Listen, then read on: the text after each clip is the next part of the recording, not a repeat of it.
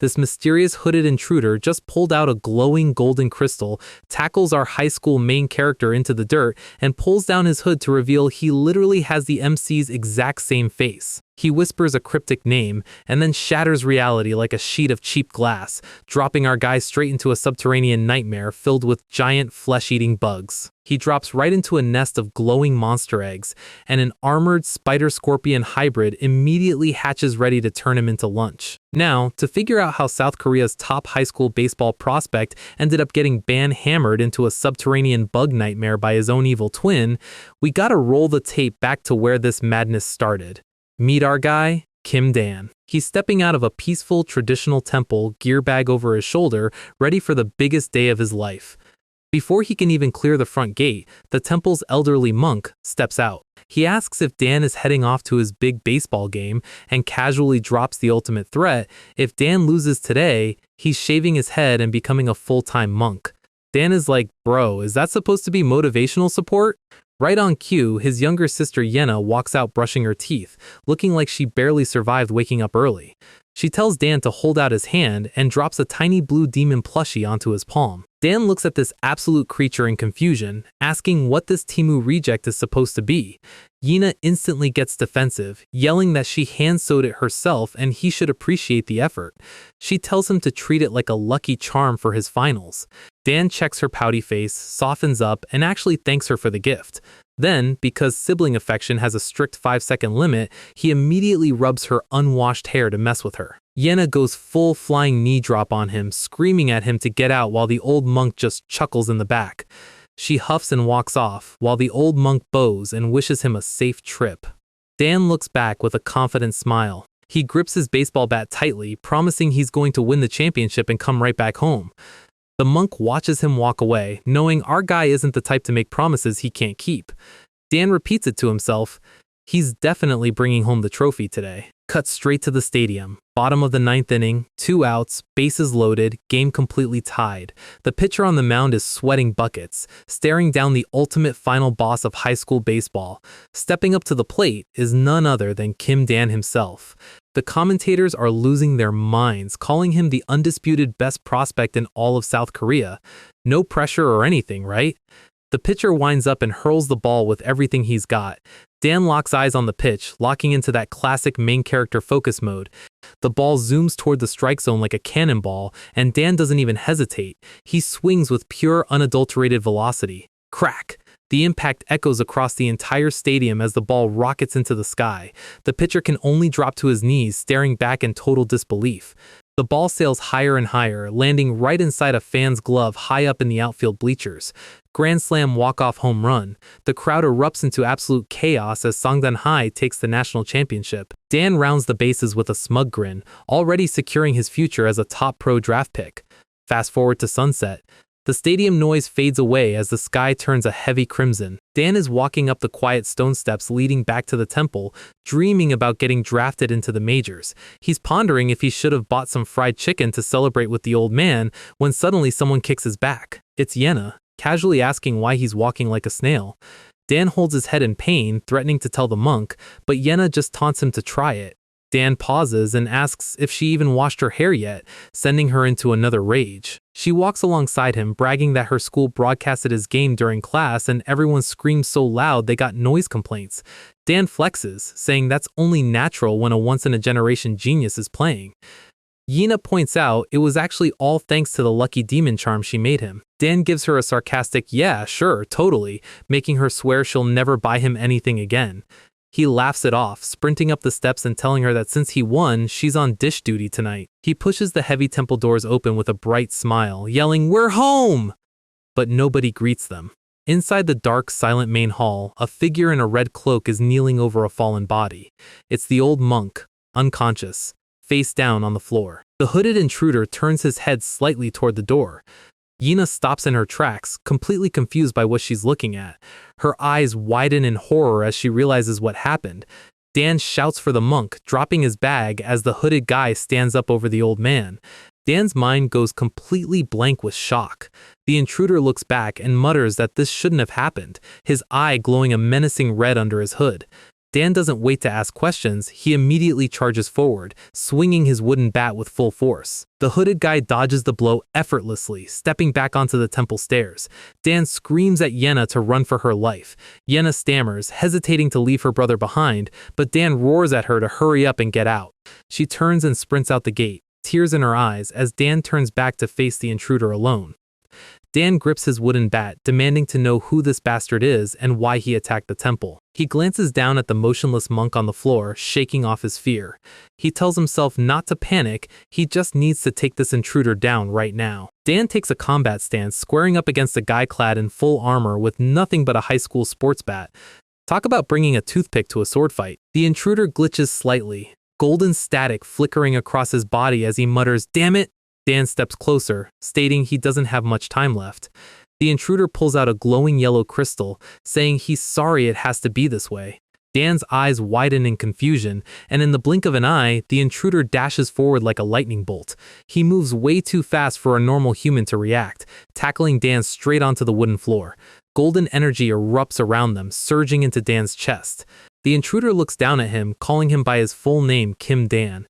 He pulls down his hood, revealing snowy white hair, crimson eyes, and a face that is literally an exact copy of Dan's. He whispers, "Find Anir." Dan's brain completely short-circuits. How is this guy wearing his face? Before he can even form a sentence, the ground beneath them cracks like thin ice. Spatial reality literally breaks apart into shining shards, and Dan goes tumbling into a dark, bottomless abyss. He screams as gravity takes over, his voice failing as his consciousness starts to fade. All he can think about as he falls into the dark is Yenna and the old monk. Thump. Dan crashes onto hard rock, waking up to the smell of damp rot. He opens his eyes and sees a human skull with giant centipedes crawling through the eye sockets. He scrambles backward in pure horror, breathing heavily. He stares at the skeleton, trying to process why there's a dead body down here. He checks his surroundings, realization hitting him that he fell into some bizarre underground cavern. His hand touches something squishy on the rock wall. He turns around and looks directly into a giant translucent green egg holding a massive pulsating bug larva. Dan's face goes pale. He backs up, looking around the room, and realizes the entire cavern ceiling and floor are covered in hundreds of glowing monster eggs. He literally landed inside an alien bug hive. Crack! Right next to him, one of the giant eggs bursts open. A sharp purple razor claw pierces through the shell, and a giant armored bug monster shrieks right in his face. More eggs start hatching all around the room, releasing full-sized nightmare arthropods into the cave. The newborn monster steps out, clicking its mandibles greedily. Dan stares in complete terror, asking the universe what in the hell is going on. The giant armored bug lets out a deafening screech, mandibles snapping together like steel shears.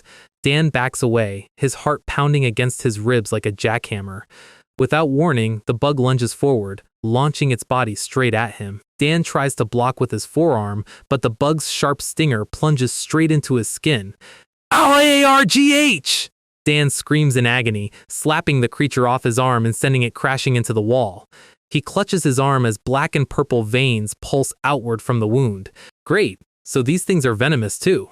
He looks up and sees dozens of smaller pillbugs skittering down the cave walls toward him. He spots his wooden baseball bat lying on the stone floor a few feet away. Dan dives forward, grabbing the handle just as the swarm closes in.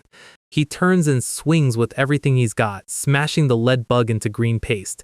Gritting his teeth, he realizes he can't fight a whole army of these things with a high school sports bat. He turns around and starts sprinting through the dark tunnel as fast as his legs can carry him. The swarm skitter right behind him, clicking their legs in a horrific rhythm. Dan pushes past the searing pain in his poisoned arm, gasping for air. He looks around frantically, desperately hunting for anywhere to hide. The bugs gain ground, their sharp pincers snapping at his heels. Dan reaches the end of the tunnel, only to realize he's running straight toward a cliff drop inside a massive underground chamber. He slides to a halt right at the edge, looking down into the dark. At the bottom of the drop is a glowing blue underground lake. The bug swarm pours out of the tunnel behind him, cornering him at the cliff. Dan looks back at the horde, then down at the water. They're seconds away from tearing him apart. "Screw it!" Dan roars, leaping off the cliff edge and diving headfirst into the abyss. Splash! He crashes into the freezing water, sinking deep before kicking back up to the surface. The bug swarm gathers at the water's edge, hesitating and clicking angrily. They refuse to step into the water. Dan lets out a massive sigh of relief, floating in the lake. Thank God these freaks can't swim. Except his relief lasts for about 2 seconds before a sharp, agonizing bite hits his leg. Dan looks under the clear water and sees giant armored leeches latching onto his legs and sucking his blood. Eek! He scrambles out of the water like a frantic cat, throwing himself onto a nearby stone bank and ripping the nightmare worms off his legs. The giant leeches squirm on the dry land, snapping their mouth discs uselessly. Dan collapses against the rocks, exhausted, bleeding, and utterly miserable. Everywhere he goes in this world, something is trying to eat him. He sits up, clutching his chest as he pants heavily. He questions if this is even the real world anymore. He spent his entire life doing nothing but training for baseball, and now he's fighting alien bugs in an underground dungeon. As he reaches into his pocket, his fingers touch a soft object. He pulls it out. It's Yena's hand-sewn blue demon plushie, soaked in cave water but still intact. Dan stares down at the ugly little charm in silence.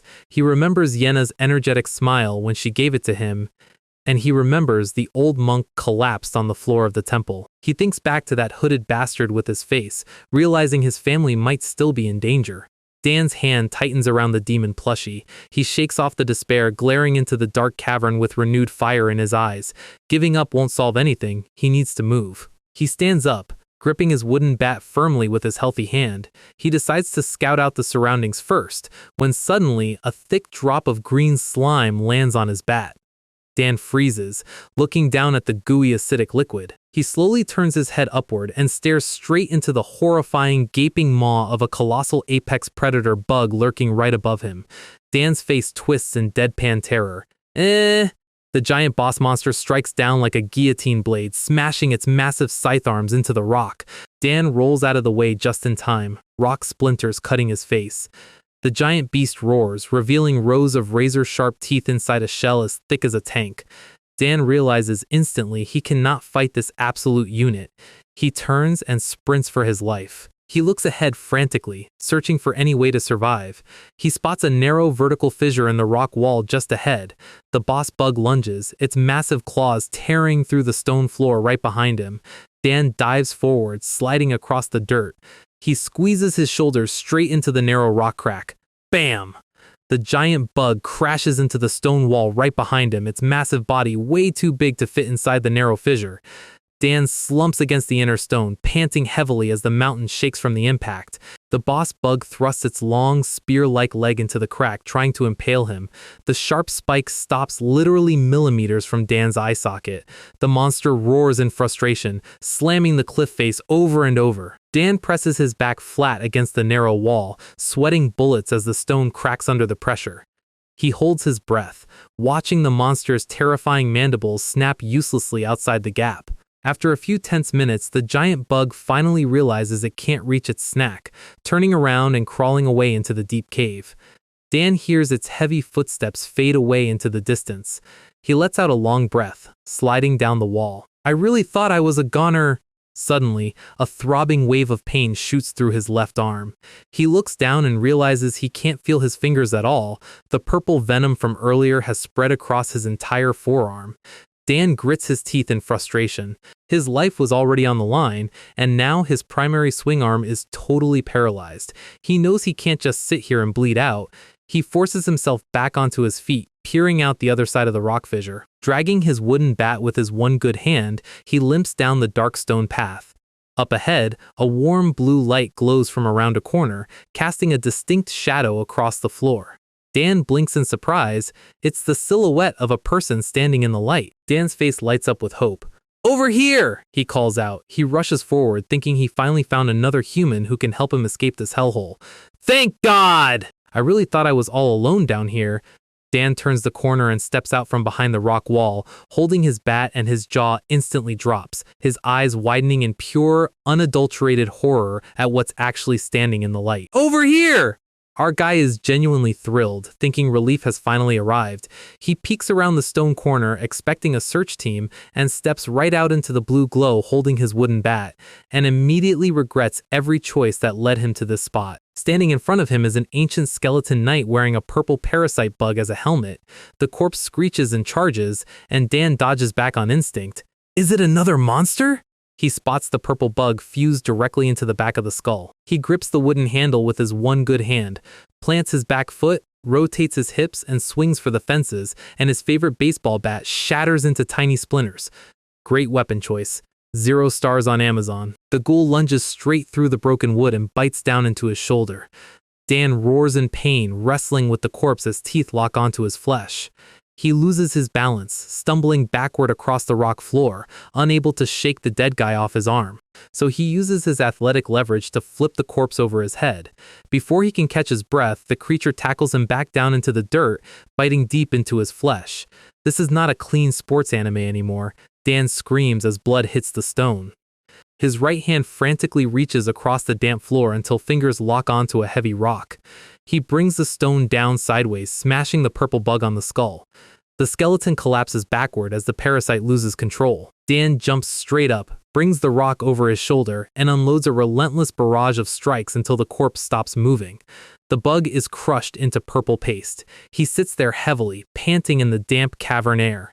Then heavy footsteps echo down the corridor. Dan looks up and his face completely sinks.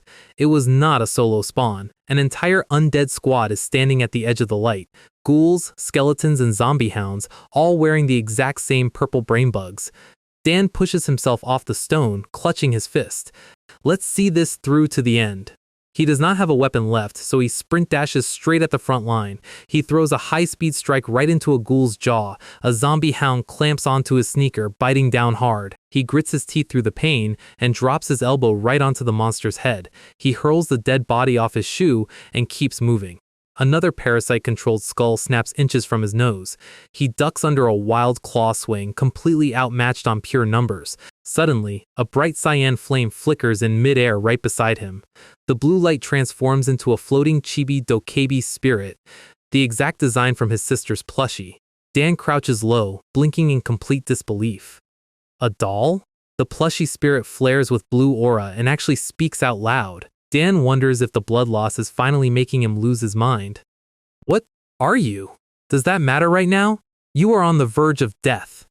The spectral face opens wide, showing rows of sharp phantom teeth. Absorb me. If you do, you shall live.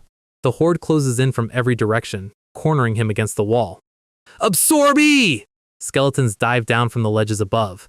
Dan stops overthinking and launches himself through the air toward the floating blue flame. Decaying claws reach out to tear his shirt, and an explosive burst of blue light detonates through the entire chamber.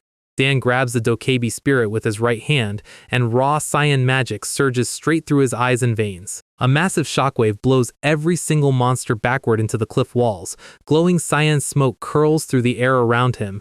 The floating aura channels straight down into the broken stub of his wooden bat, refracting into a radiant solid baseball bat covered in traditional Korean dokkaebi patterns. Dan stares at the glowing artifact in shock. It's not even a proper weapon, just a random baseball bat. A ghoul leaps through the smoke, screeching right into his face. Dan's right eye ignites with cyan flame. He executes a textbook championship swing, sending an arc of blue energy slicing right through the air. The ghoul is cleanly bisected at the waist before it even hits the floor. Dan looks down at his hands, feeling immense strength coursing through his body. I can actually do this! The remaining undead line up across the bloodied cavern floor. Dan steps forward, gripping the glowing bat with both hands. The bat hums with blue flame. The parasites glare back with glowing green eyes. Dan's eye burns bright cyan. I will crush every single one of you and survive! The rest of the swarm stands across the narrow tunnel. Our guy drops into a low batting stance. Cyan mana pulses across the wooden surface like a live wire. The ghouls sprint forward all at once. Dan locks eyes on his targets. Fast forward 3 minutes, and the floor is covered in crushed chitin and broken bones. Dan stands in the middle of the wreckage, catching his breath. As he lowers his weapon, streams of blue energy start pulling out of the defeated monsters directly into the bat. What? The bat glows white hot as it drinks the life essence of everything he just beat up. I can feel strength surging through my entire body, Is this magic? A massive cyan flame erupts from the tip of the bat. Dan blinks, completely confused. The flame morphs into a giant spectral dokkaebi jaw that literally bites down on a dead monster. Our guy is horrified. The bat spirit devours the whole corpse like a midnight snack. Dan stands there in complete silence. The ghost head finishes chewing and retracts back into the wood. The bat settles back into a normal wooden club with a soft cyan sheen. It turned back into a club. Suddenly, his heart delivers a heavy pulse straight through his chest. A sharp burning sensation shoots down his shoulders. Dan drops to one knee on the hard rock. What is this sudden pain? Wisps of blue flame wrap around his paralyzed purple arm, sealing the scratches and open wounds across his legs in real time. Every single injury vanishes, and his paralyzed hand opens and closes completely normal. The bat is literally converting monster calories into free stat upgrades and auto-heal. With this thing, I might actually make it out of here alive! And right on cue, his stomach lets out a thunderous growl that echoes off the walls. I am starving! He spots a cluster of glowing blue mushrooms growing beside a damp rock. He sits down and stares at them thoughtfully. I guess this is the best food I can find. But glowing mushrooms in a dark cave are standard poison tropes. Way too risky. 5 seconds later, survival instincts win the argument. He grabs a handful and shoves them straight into his mouth with zero hesitation. I'd rather die of poison than starve to death in a hole! He freezes mid-chew as the flavor hits his tongue. It is actually delicious. The high-risk gamble pays off completely. With food sorted, he starts setting up an actual cave survival routine. He scoops up subterranean lake water to stay hydrated. He even pulls a wriggling leech off his palm, wondering if he can cook it. Carrying his spirit bat over his shoulder, the nightmare environment becomes almost manageable. Just as he gets comfortable, heavy splashing sounds echo from the shore. A deep-sea fish monster with razor teeth steps out, powered by another purple parasite bug. The creature lunges across the stone bank.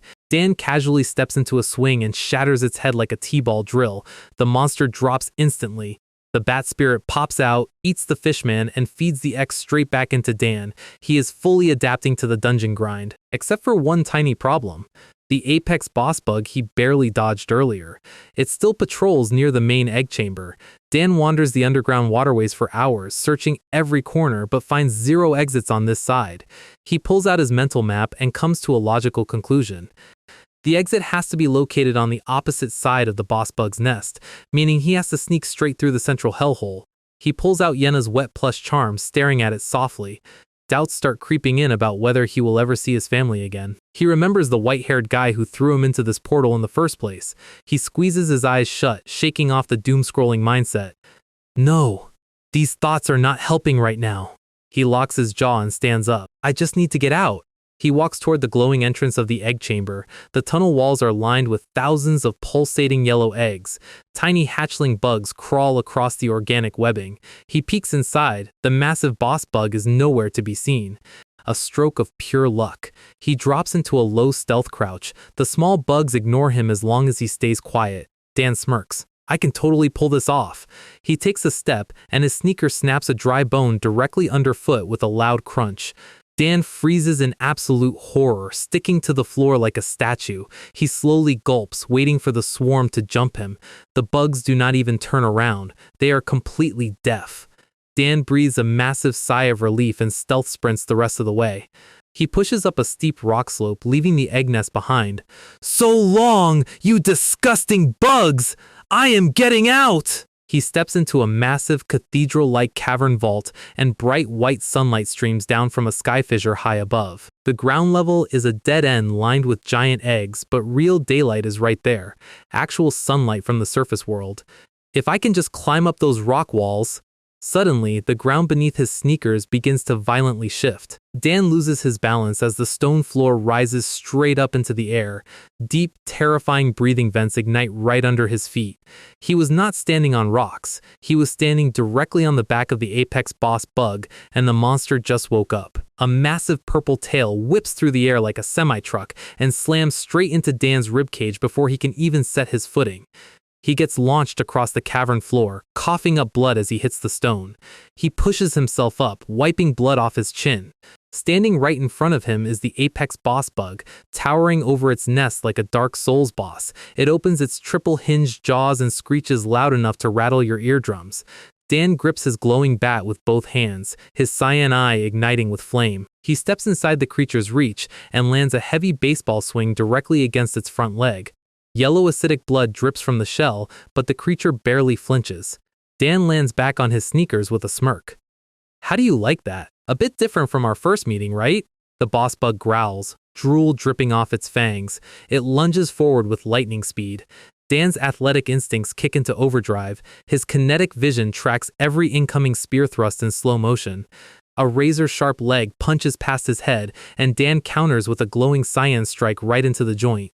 The boss bug shrieks in actual pain this time, stumbling backward onto its rear legs. Yellow fluid leaks from the cracked armor, and Dan smiles. It's working. I can actually win this! He raises his bat, ready to finish the job. Then the creature lets out a different kind of roar, a call to the nest. A cold chill runs straight down Dan's spine. The entire cavern floor starts vibrating violently. Thousands of purple parasite bugs start pouring out of every crack in the walls like a tidal wave. They pile up behind the boss bug, forming a literal wall of swarming chitin. Dan stands alone on the stone floor, completely outnumbered. This is just way too cheap. The boss bug stands at the top of the swarm like a general commanding an army. Dan does not hesitate. He dives straight into the horde, swinging his glowing bat in wide arcs. Bugs explode into green goo with every hit. He crushes 3 on his left, swings back to clear his right, and sends bodies flying across the cave. But his lungs are burning and his muscles are starting to give out. He drops to one knee, resting his weight on the bat. At this rate, the boss bug steps over its swarming minions, completely untouched. There is no end to this!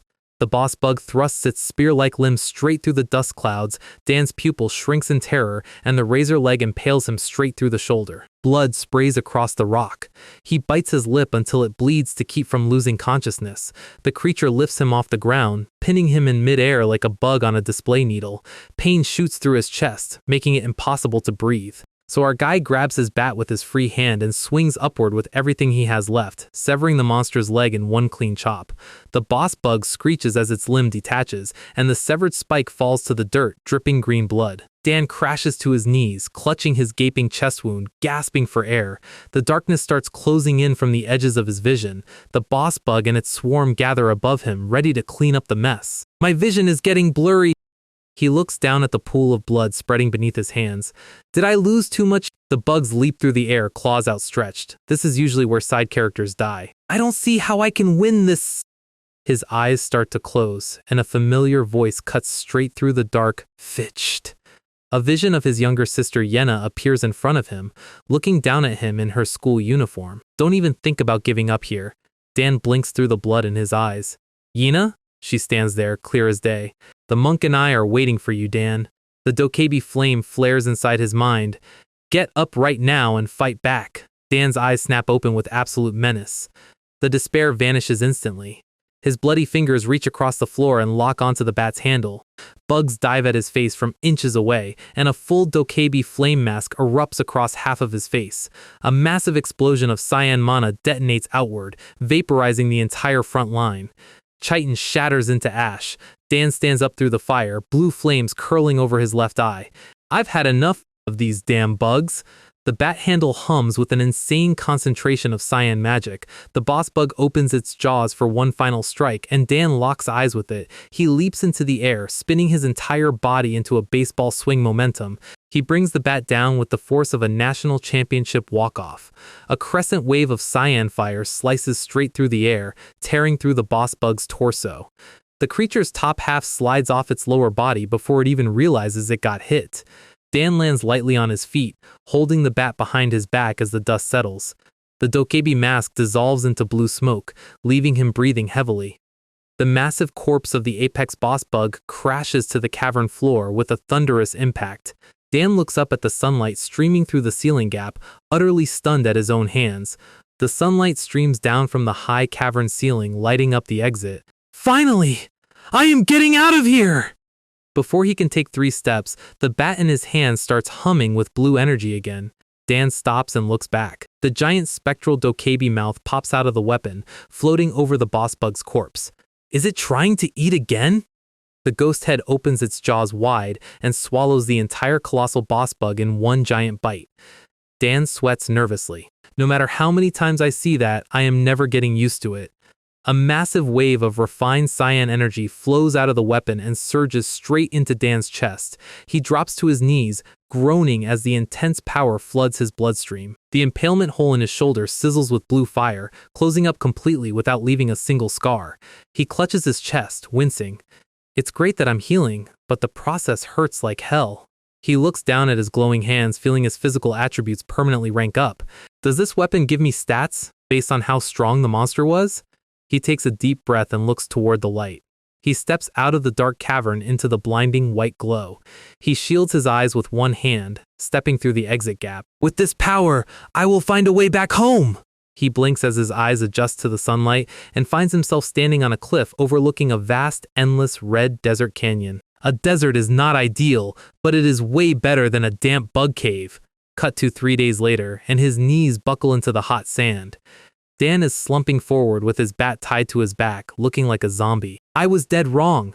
He wanders past bleached animal skulls under the blazing sun. No food, and zero water. Red-eyed skeleton monsters wander through the dunes in the distance. Dan does not even bother fighting them. Monsters do not even surprise me anymore. I am going to starve to death! He collapses star-shaped onto the hot dirt, completely exhausted. Not a single human soul anywhere. He stares up at the sky, his eyes slowly closing. Is it possible humanity is extinct in this world? Next time I open my eyes, I hope this was all a bad dream. Suddenly, a cute voice yells nearby, "Whoa! There is a person out here!" Dan's eyes snap open. Looking down at him is a blonde fox girl with giant furry ears, accompanied by a silver-haired warrior in a travel cloak. The fox girl crosses her arms, looking at him like he is a weird bug. Dan literally bursts into hysterical tears of pure joy right there on the dirt. The fox girl looks disgusted while the silver-haired guy smiles awkwardly. You are the first actual people I've met since coming here, and we can even understand each other. The fox girl groans. Ugh, gross. The warrior steps forward, suggesting, why don't we calm down and talk over a meal? The fox girl turns around, yelling, What? We still have a long way to travel! The warrior sweat drops. But you're the one who ran over here all excited that he was alive, she pouts tsundere style. Fine, guess we have no choice. Cut to sunset at a cozy campfire. A pot of stew bubbles over the flames while Dan sits across from them. Dan stares at the boiling food like a man who has lost his mind. Dark hunger aura erupts behind him. How long has it been since I saw actual food? The fox girl looks at him sideways. Geez, acting like someone who has been starving for days. Dan drools uncontrollably. I haven't eaten real food in over 5 days. She gapes in shock. What? Is it even possible to survive that long? The silver-haired warrior listens silently, observing Dan's strange baseball uniform and bat. Dan scratches his head. Well, it might be because I absorbed those monsters. The warrior stirs the stew carefully. Absorbed, you say? That is a type of magic I have never heard of. Dan leans forward with bright eyes. Magic? There's real magic in this world? The fox girl yells. What? Where on earth are you from? Dan sweats nervously. Where do I even begin to explain this? The warrior hands him a steaming wooden bowl. Here, eat first. Dan downs the entire hot stew in about 2 seconds flat, leaving the bowl spotless. Now sitting with soot on his face, Dan nods along. The warrior summarizes, so you're from another world, woke up in a cave and grow stronger by hitting monsters with a club. The warrior glances over at the pile of blue ash where Dan absorbed a desert skeleton earlier. That is quite a unique ability. The warrior looks around the quiet desert camp. Come to think of it, it's night, so why are the undead so quiet?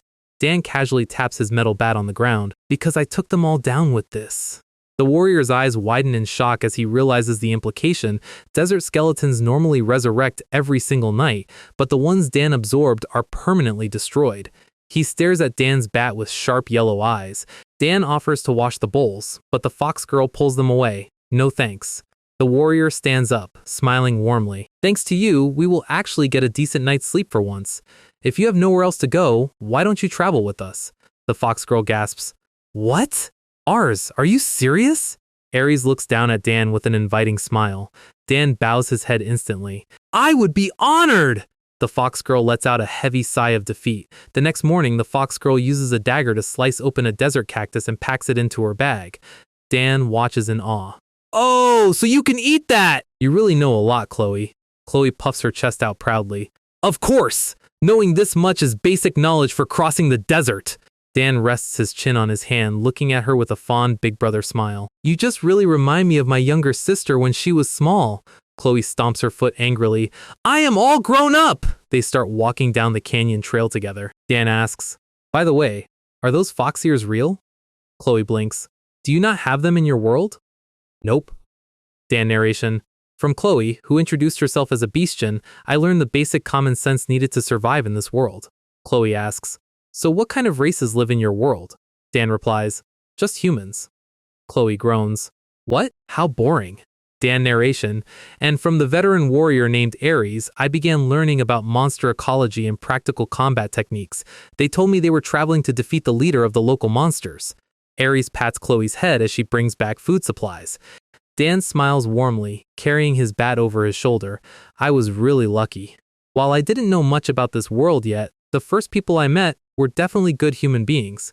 Later that night inside their travel tent, Dan holds Yenna's blue demon plushie in his palm. He lies on his sleeping mat, staring at the charm while Chloe sleeps soundly in the corner. Ares pushes open the tent flap, holding a warm lantern. Can't sleep? Dan sits up softly. Yeah, I just have a lot on my mind. Ares sets the lantern on the ground. Thinking about your home? He sits down beside Dan on the tent floor. Chloe snores hilariously in her sleeping bag behind them. Zzzz. Ares smiles. I've lived in this world a long time, but you're the first person I've met from another world. Dan chuckles softly. Honestly, it's a pretty boring place compared to here. Ares looks at him with a gentle expression. It must be a very peaceful world then. Dan looks down at his hands in silence. He looks out at the starry desert night, asking, have you ever heard of baseball? My resolve hardened, that I would do whatever it takes to return home. We start chapter 7 mid-sprint, with Dan and Chloe running for their lives across the canyon. Dan tells Chloe to keep running while he digs his sneakers into the dirt. A massive red dragon swoops in from the sky, locking onto them like an incoming missile. Our guy pivots on his back foot and swings his metal bat straight into the dragon's jaw. The impact barely shakes the beast's head. The dragon slams its giant claw onto the canyon floor and sweeps its tail around, sending Dan flying into the cliff wall. He roars out as his back hits solid rock. Dust and debris collapse over him. Chloe screams his name in pure panic. Dan drops to his knees, coughing up blood onto his shirt. Heavy, calm footsteps echo through the dust. The dragon opens its jaws to finish Dan off, and a single flash of silver light splits the air. The giant red dragon gets sliced in half and crashes dead right beside him. Ares casually steps out of the smoke, sheathing his sword like it was a routine walk in the park. Chloe sprints over, yelling at Ares for taking so long while Dan sits there, stunned. Dan brushes off his pants and insists he is totally fine. Right on cue, his baseball bat starts leaking cyan fire onto the sand. The giant spectral dokkaebi mouth pops out and swallows the entire red dragon whole. Chloe's jaw hits the floor while Ares stares in absolute shock. The dragon's essence converts into blue energy, healing Dan's scrapes instantly. Ares asks if this is the absorption power Dan mentioned earlier, and Dan just gives a classic awkward smile. Ares inspects the empty dirt. Not even a single drop of dragon blood remains. He stands there in total silence. His yellow eyes narrow as he locks on to Dan. Dan, there's something I'd like you to do. The room goes completely quiet. Fast forward to the campfire at night, and Chloe is screaming at the top of her lungs. Ares sits there completely unfazed. What? You want him to catch the lich? She points out the mental image of the lich, a dark calamity in spiky armor that destroys worlds. You might as well tell him to die! Why don't you fight it like we originally planned? Ares calmly explains that if Dan refuses, he will not force the kid into anything. Chloe keeps ranting about how Dan is an idiot who does not know anything, while Dan casually interrupts, sure, I'll give it a try. Chloe and Ares stare at him in complete dazed silence. Dan stands up with his bat, completely relaxed. So, what should I do first? The next morning, Dan is munching on travel bread beside the campfire. A confirmation? The three of them sit around the dying embers.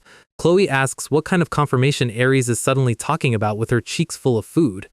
Ares looks at Dan seriously. You don't actually know much about your own abilities, do you?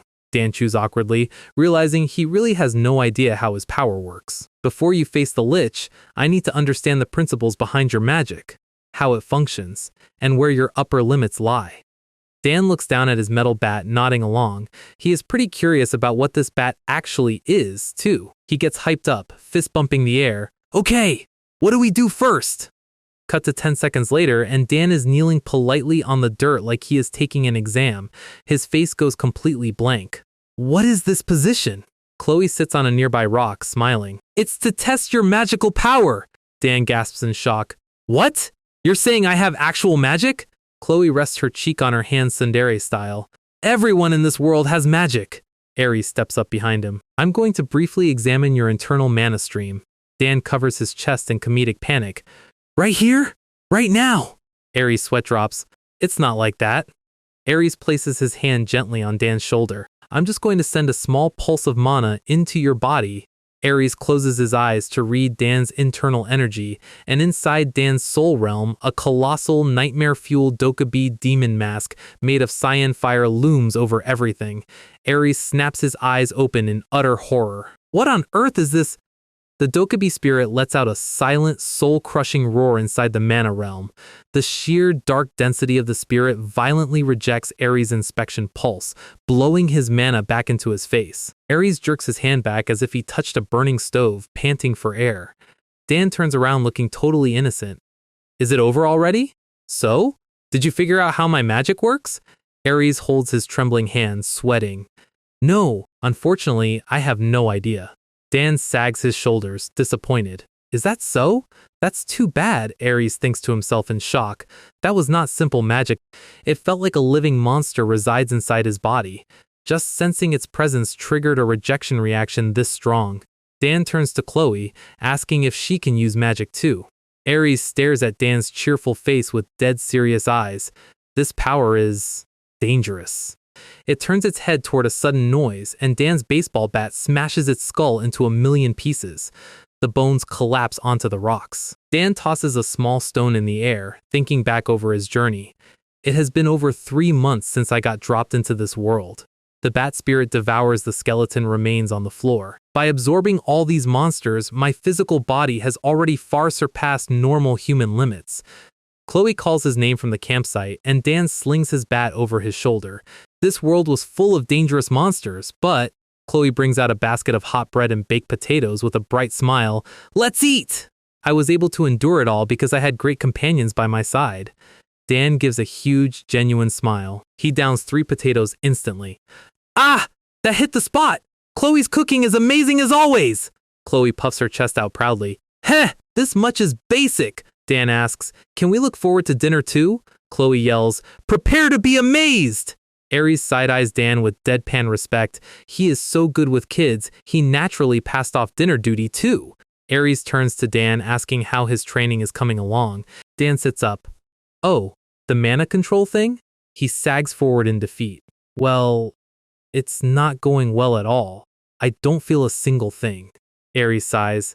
I guess it was too much to ask. You might just not have a knack for magic. Dan sulks with dark gloom floating around his head, complaining that he wanted to be like Harry Potter. Ares comforts him. Don't be discouraged. Your body is already heavily influenced by mana. If you keep trying, you'll figure it out eventually. Dan flexes his bicep happily. Still, even without magic, I've gotten insanely strong. I'll be a huge help when we fight that lich guy. Chloe looks at him with pity. Ares' expression goes cold and serious. No, you won't be fighting the lich directly. Dan blinks. Huh? By normal human standards you are strong, but you are nowhere near the level required to face a lich. Your only job is to step in and absorb the lich's corpse after I defeat it. Dan scratches the back of his head awkwardly. I see. Ares adds, it's for your own safety, so don't take it personally. Ares stands up, telling everyone to rest because they will reach the tomb in a few days. Dan stares quietly at the dirt. Montage time. They hike through the canyon with Dan carrying his bat slung over his back. Night battle montage. Dan and Ares clearing skeleton spawns together. Cave campfire montage. Eating hot stew around the fire. Travel montage. Ares leading the way down narrow cliff trails. Night camp. Dan fast asleep with Chloe resting nearby while Ares watches the perimeter. A heavy backpack hits the dirt with a thud. Chloe collapses on the ground, panting, Ha! I am so exhausted. Ares smiles gently. Hang in there just a little longer. The tomb entrance is at the end of this canyon. Give me your pack. I'll carry it. Before Aries can grab it, Dan grabs Chloe's heavy backpack straps instead. He slings it onto his back effortlessly. "Let me carry it! Let me know when you're ready, Chloe!" Chloe looks up at him with a sweet, bright smile. "Yeah!" The camera pans across the massive canyon gorge ahead. Chloe looks up at a massive stone entrance built into the cliff face. "Is this?" Aries stands at the edge, looking grim. "Yeah, this is..." Dan gulps nervously. Standing before them is the towering stone archway of the Lich's tomb. They head inside, walking down spiral stone stairs into the dark depth. They step into a massive ancient stone hallway lit by wall torches. Dan looks around. "It's way cleaner inside than I thought." Chloe sweats. "Why does that make me more anxious?" Aries holds up his lantern. "Stay sharp. Something could pop out at any moment." Dan chuckles cockily. "Ha! You don't actually think ghosts are gonna appear out of nowhere, right?" His eyes go slightly wide. "That is exactly what someone says right before a ghost appears behind them!" And a glowing skeleton ghost literally manifests right behind his shoulder, flexing its arm. "Heh! You caught me!" Dan screams at the top of his lungs in complete terror. "GYJLAH!" He swings his baseball bat in pure panic, smacking the ghost right across the jaw. The ghost gets flattened onto the floor like a rug while Dan pants for breath. Chloe and Aries just stare at him. Chloe blinks. "Wait, you can beat up ghosts with a physical baseball bat?" Aries replies. "What matters is the sheer willpower to hit them." A small dungeon rat scurries past. Dan asks, "By the way, Aries, what kind of guy is this Lich?" Aries holding his lantern, his face darkening. They walk past old human bones scattered on the floor. "The Lich is the absolute ruler of the land of the dead here. He commands infinite undead armies." A skeleton skull flashes on screen, howling with necromancy power. Aries casually slices a skeleton in half as they walk. "If he fully recovers his strength, he will lead an army to destroy the world. That is why we must kill him now. However, even if we strike him down, his magic will revive him again in 100 years." He turns back to look at Dan. "That was when I saw your absorption ability." The camera focuses on disintegrating bone ash on the stone floor. "If you can permanently purge undead souls, you can do the exact same thing to their master." Dan listens intently, realizing the stakes. "I see. That shouldn't be too hard."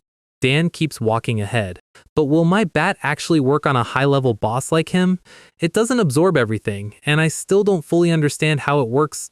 Dan takes a step forward onto a raised floor stone, and a loud slick echoes through the corridor. Dan turns back, smiling. "Still, I'm sure it'll work out somehow."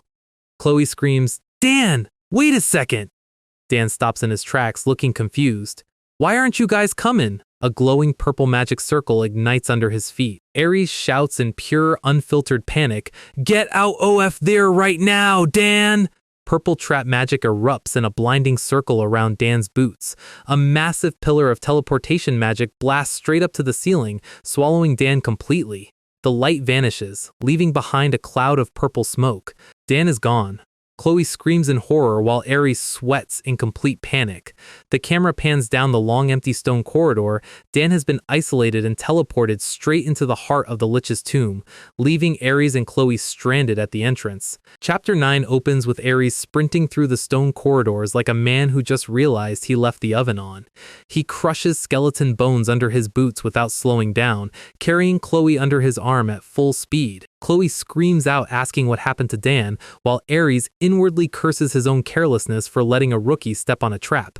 "I just hope I am not too late." Cut back to Dan, who is currently lying flat on his back in a crater where the teleportation beam dropped him. He rubs his aching head, groaning. Ugh, what was that blinding light? He sits up in the dirt, looking around the dark chamber. He hears a heavy, ominous mechanical hum echoing ahead. Standing right in front of him is a massive, dark double door adorned with a horned demon skull. Dan blinks. A door? Anyone looking at this design would assume the final boss is waiting inside. He picks up his backpack off the floor. Well, at least it wasn't a limb-severing trap. Our guy gives a cocky smirk. "I'll just calmly sit right here and wait for Mr. Aries." Meanwhile, Aries is currently turning the local skeleton population into fine powder. He slices 2 ghouls in half without even breaking his stride. Chloe demands to know where Dan was sent, and Aries explains that the floor tile was a direct teleportation circle built by the Lich. "Where did it take him?" Aries' face goes dead serious. "If my guess is right, Cut back to Dan, and his smug smirk vanishes as his face turns completely ghost pale. Sitting on an obsidian throne at the end of the hall is the Lich in full spiky armor. Dan gulps hard, sweating. That's the Lich? Is it sleeping? Thank goodness, as long as I stay quiet and don't wake it up. He looks around at the stone pillars. I had a bad feeling. I'm not outside the door. I'm already inside the throne room! I should stay completely frozen so I don't trigger anything else. And right on cue, the spirit bat on his back ignites with bright, noisy cyan fire all by itself. Dan panics internally. Why is it doing this now? This has literally never happened before! The purple eyes on the Lich's helmet flare with blinding necromantic magic. Dan's pupil shrinks in pure, unfiltered horror. He knows he is cooked. The Lich's armored hand twitches on the throne armrest. A wave of purple flame erupts across its chest as the final boss officially wakes up. Dan drops into a panicked batting stance, holding his club high. The Lich stands up from its throne, gripping a dark magical staff. It towers over the room, glowing with dark power. Dan sweats profusely. Seriously, I'm screwed! Cut to Ares dashing through the outer hall. A massive explosion shakes the dungeon walls, making Chloe cover her ears. Ares grits his teeth. Has it already woken up? Inside the throne room, Dan gasps for air as overwhelming atmospheric pressure crushes down on his shoulders. A wave of purple dark mana erupts across the entire floor. This is on a whole different level! The Lich raises its staff, gathering an apocalyptic sphere of purple death magic at the tip. Dan's eyes widen in terror. The Lich fires a massive, room-clearing laser beam straight at his face. There is no way I can dodge something that big. Our guy grits his teeth, locking his elbows. Then I'll just have to hit a fastball. He swings his glowing bat directly into the incoming death beam. Cyan fire clashes against purple destruction. Dan roars through gritted teeth, his muscles straining against the impact force. Using raw swing technique, he deflects the entire laser beam upward into the stone ceiling. He skids across the floor from the recoil, panting heavily. The Lich hovers in midair, looking down at him. The ceiling explodes into falling rocks where the deflected beam hit. Dan resets his grip on the bat handle, breathing hard. He glares back up at the throne. The smoke clears around the Lich, and a cold voice echoes through the hall. You? Dan stands his ground. The Lich floats inside a spherical barrier of dark magic. You possess an unusual power. Dan watches its every move. Is the source of that power that heart of yours? The Lich snaps its clawed fingers. Dark purple tendrils erupt from the stone floor beneath Dan's boots. Before he can dodge, the shadowy tendrils wrap tightly around his arms, bind his legs, and lift him straight off the floor in a full-body bind. The Lich's purple eyes glow with malicious intent. Well then, I suppose I will find out by splitting it open myself. Dan thrashes against the magical ropes, completely helpless. The Lich raises its armored hand, extending razor-sharp claws. It points its fingers directly at Dan's chest. The claw thrusts forward like a spear, aimed straight for his heart. Suddenly, a brilliant silver sword arc slices clean through the air. Ares appears in a blur, cutting every single dark tendril to pieces. He lands between Dan and the boss, looking like an absolute menace. The shadowy tendrils get severed instantly, dissolving into purple mist.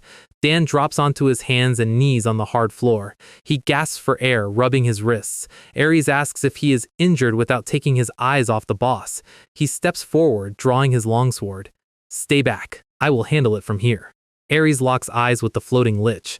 The Lich points its staff and fires a dozen purple dark spears straight at them. Ares stands completely calm as the barrage lands. Explosions detonate across the stone path in a blinding flash. Dan covers his face from the flying dust storm. Mr. Ares! The Lich glares down through the smoke. Suddenly, a silver sword beam cuts through the dust cloud, and Ares appears directly behind the Lich in midair.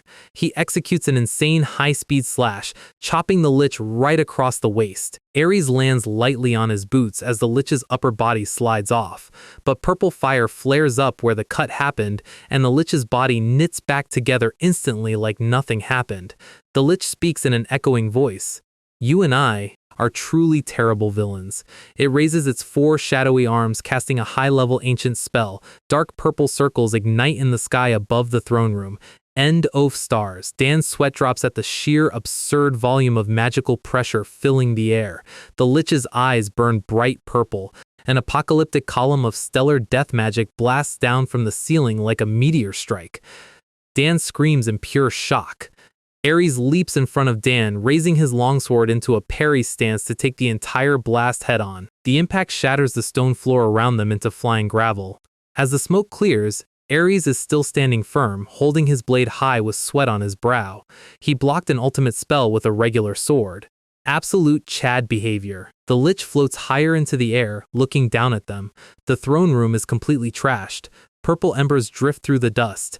You usually face me alone, but you brought a strange companion this time. Did you bring a secret weapon to destroy me?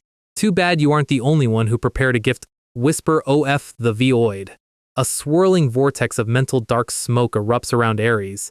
Ares' vision snaps into a separate mental dimension, isolating him completely.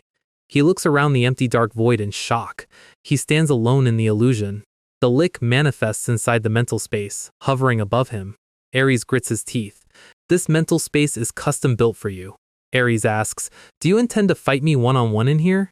That would be fine, but before that, I intend to open the gift you brought me. You brought a dagger to stab my heart, but that blade will end up pointing at you instead. Ares tries to move his legs, but his body is completely paralyzed inside the mental domain. Damn it, it's a mental trap, not a physical one. I can't break out easily. If I stay trapped here, Dan is going to die. Meanwhile, back in reality, the physical Lich looms over a frozen Kim Dan. Offer ITUP. Offer everything to me, the ruler of the dead. Give me your body. And give me that power.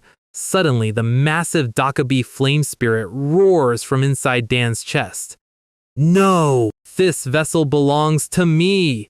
Yo dared to step into my territory without fear. A tidal wave of cyan fire detonates outward from Dan's body, completely shattering the Lich's dark spell. Back in reality, Ares gets instantly snapped out of the mental illusion as the Lich's spell explodes. Dan kneels on the floor, panting as cyan smoke curls around his shoulders. The Lich staggers backward in the air, gasping in shock. Yo you! Wocha tone arth did yo you bring into my tomb? The purple core gem on the Lich's chest cracks under the raw spiritual pressure of the dokkaebi flame. Ares sees the cracked gem and does not waste a single microsecond. He lunges forward with maximum speed. Now! The Lich looks down in horror, and Ares drives his longsword straight through the cracked chest core. Ares puts his entire weight behind the thrust. Cyan fire erupts out of the Lich's back as its core shatters into pieces. HISIS! Impossible! The Lich's body disassembles into purple dust and vanishes into thin air. Ares lands on his boots, wiping sweat off his brow. He turns around to check on Dan. Dan! Dan is kneeling on the stone floor, clutching his head as the spirit bat beside him flares white hot. Every single drop of the Lich's lingering dark mana gets pulled into Dan's body like a giant whirlpool. Ares watches in sheer terror as dark purple aura wraps around Dan's frame. Dan's eyes burn bright purple as the immense mana flood overwhelms his system. He screams in excruciating pain, collapsing onto the stone floor. A massive aura shockwave blasts across the throne room floor. Ares grits his teeth, trying to hold his ground against the wind. This is an insane amount of magic power. If his body absorbs all of this... Dan falls face down, unconscious as smoke rises off his clothes. Ares rushes to his side, shouting, Dan, pull yourself together! He kneels beside him, checking his pulse. Is this a backlash from absorbing a boss-tier monster? Suddenly, a calm, refined female voice echoes through the empty throne room. Lord Asclepius. Ares' eyes snap wide open in utter shock as he slowly turns his head toward the entrance. Standing at the doorway is an elegant woman in high heels. Looking down at them with a mysterious smile, find an ear. Dan sits straight up screaming like he just woke up from a bad dream during class. He blinks, looks around, and realizes the main room is dead quiet. No Ares, no Chloe, no terrifying skeleton magic, just him sitting on cold stone floor. Then he spots a brown satchel and a piece of paper lying nearby. It is a handwritten note. Urgent stuff came up, so we had to move out. Lich is dead thanks to you. Ares. Dan stares at the paper, briefly confused by the fact that he can read fantasy runic text without a translation app, and then the actual situation hits him. He just got ghosted in a dungeon. Meanwhile, let us rewind 30 minutes to what actually went down while our guy was unconscious. Aquinas, the Imperial envoy, walks out of the shadows looking like she accidentally stepped onto a fantasy runway. She announces that the Emperor is summoning Lord Asclepius back to the palace immediately. Aries rests his hand on his sword, completely unamused by the sudden drop-in. She just gives him that smug upper management smile, reminding him that the Emperor is not really the type to ask for a scheduling confirmation. Aries gives her a look that could curdle milk. She snaps her fingers and opens a pink teleportation rift right in the middle of the tomb. Points out that his business here is finished anyway. Aries looks back at Dan lying on the floor, clearly conflicted. Chloe comes running into the room in a full panic, screaming about whether Dan is alive. She freezes the second she sees the portal. Aquinas gives her a little wave like a Disney villain in high heels. Dan is completely passed out on the ground, looking like a discarded ragdoll. Chloe rushes over to check his pulse. Aries puts a hand on her shoulder, telling her Dan is fine, he just fainted from the physical feedback of swallowing an undead god. Aquinas overhears that detail and her eyes light up. Aries catches her expression instantly. He knows exactly what an imperial snitch does with that kind of intel. He turns to Chloe and tells her to pack a bag with food and a map for Dan right now. Aquinas watches them drop the supplies on the floor, filing away the fact that a random teenager just ate a lich soul. She licks her lip like she just found a massive game exploit. Well, now, I just overheard a very interesting story. She turns toward the portal, acting casual. Aries drops the pack beside Dan and walks toward the rift. He stops right beside Aquinas. The energy in the room drops 20 degrees. He tells her, very clearly, that if she ever goes near that boy, she will not live to report it. Aquinas does not even flinch, keeping that fake customer service smile locked in. Chloe steps into the portal, looking back at Dan one last time. Aquinas follows right behind her, leaving our guy sleeping on the floor. I'll keep it in mind, Lord Asclepius. The portal snaps shut and vanishes. Fast forward back to the present. Dan is having a full comedic meltdown. I thought we were like family! I was the only one taking this party seriously! He screams at the ceiling for 5 seconds, then immediately talks himself down. Okay, fine, they probably had their reasons. He rereads the note and checks his body. He does not feel a single stat boost or extra mana pool from eating the boss. He stands alone in the middle of a dead dungeon. Then his gamer brain takes over. If I did not get XP, I am taking the loot drops. He checks the Lich's inventory drops. Cursed Elf Skull Orb, Staff of Pain and Despair, Screaming Vicious Magic Sword. Dan backs away slowly. The author is not even hiding it. Touching any of these is an instant curse speedrun. He grabs the map and compass Chloe left him and steps out into the desert sunlight. Realizing very quickly that navigating without Google Maps is a high-difficulty survival game, the map shows a forest to the west that leads to an actual human village. He sits on the edge of the canyon watching the sunset, feeling like an NPC left behind on a side quest. Fast forward 3 months. Dan smashes a desert skeleton's head cleanly off its shoulders like a fast-pitched strikeout.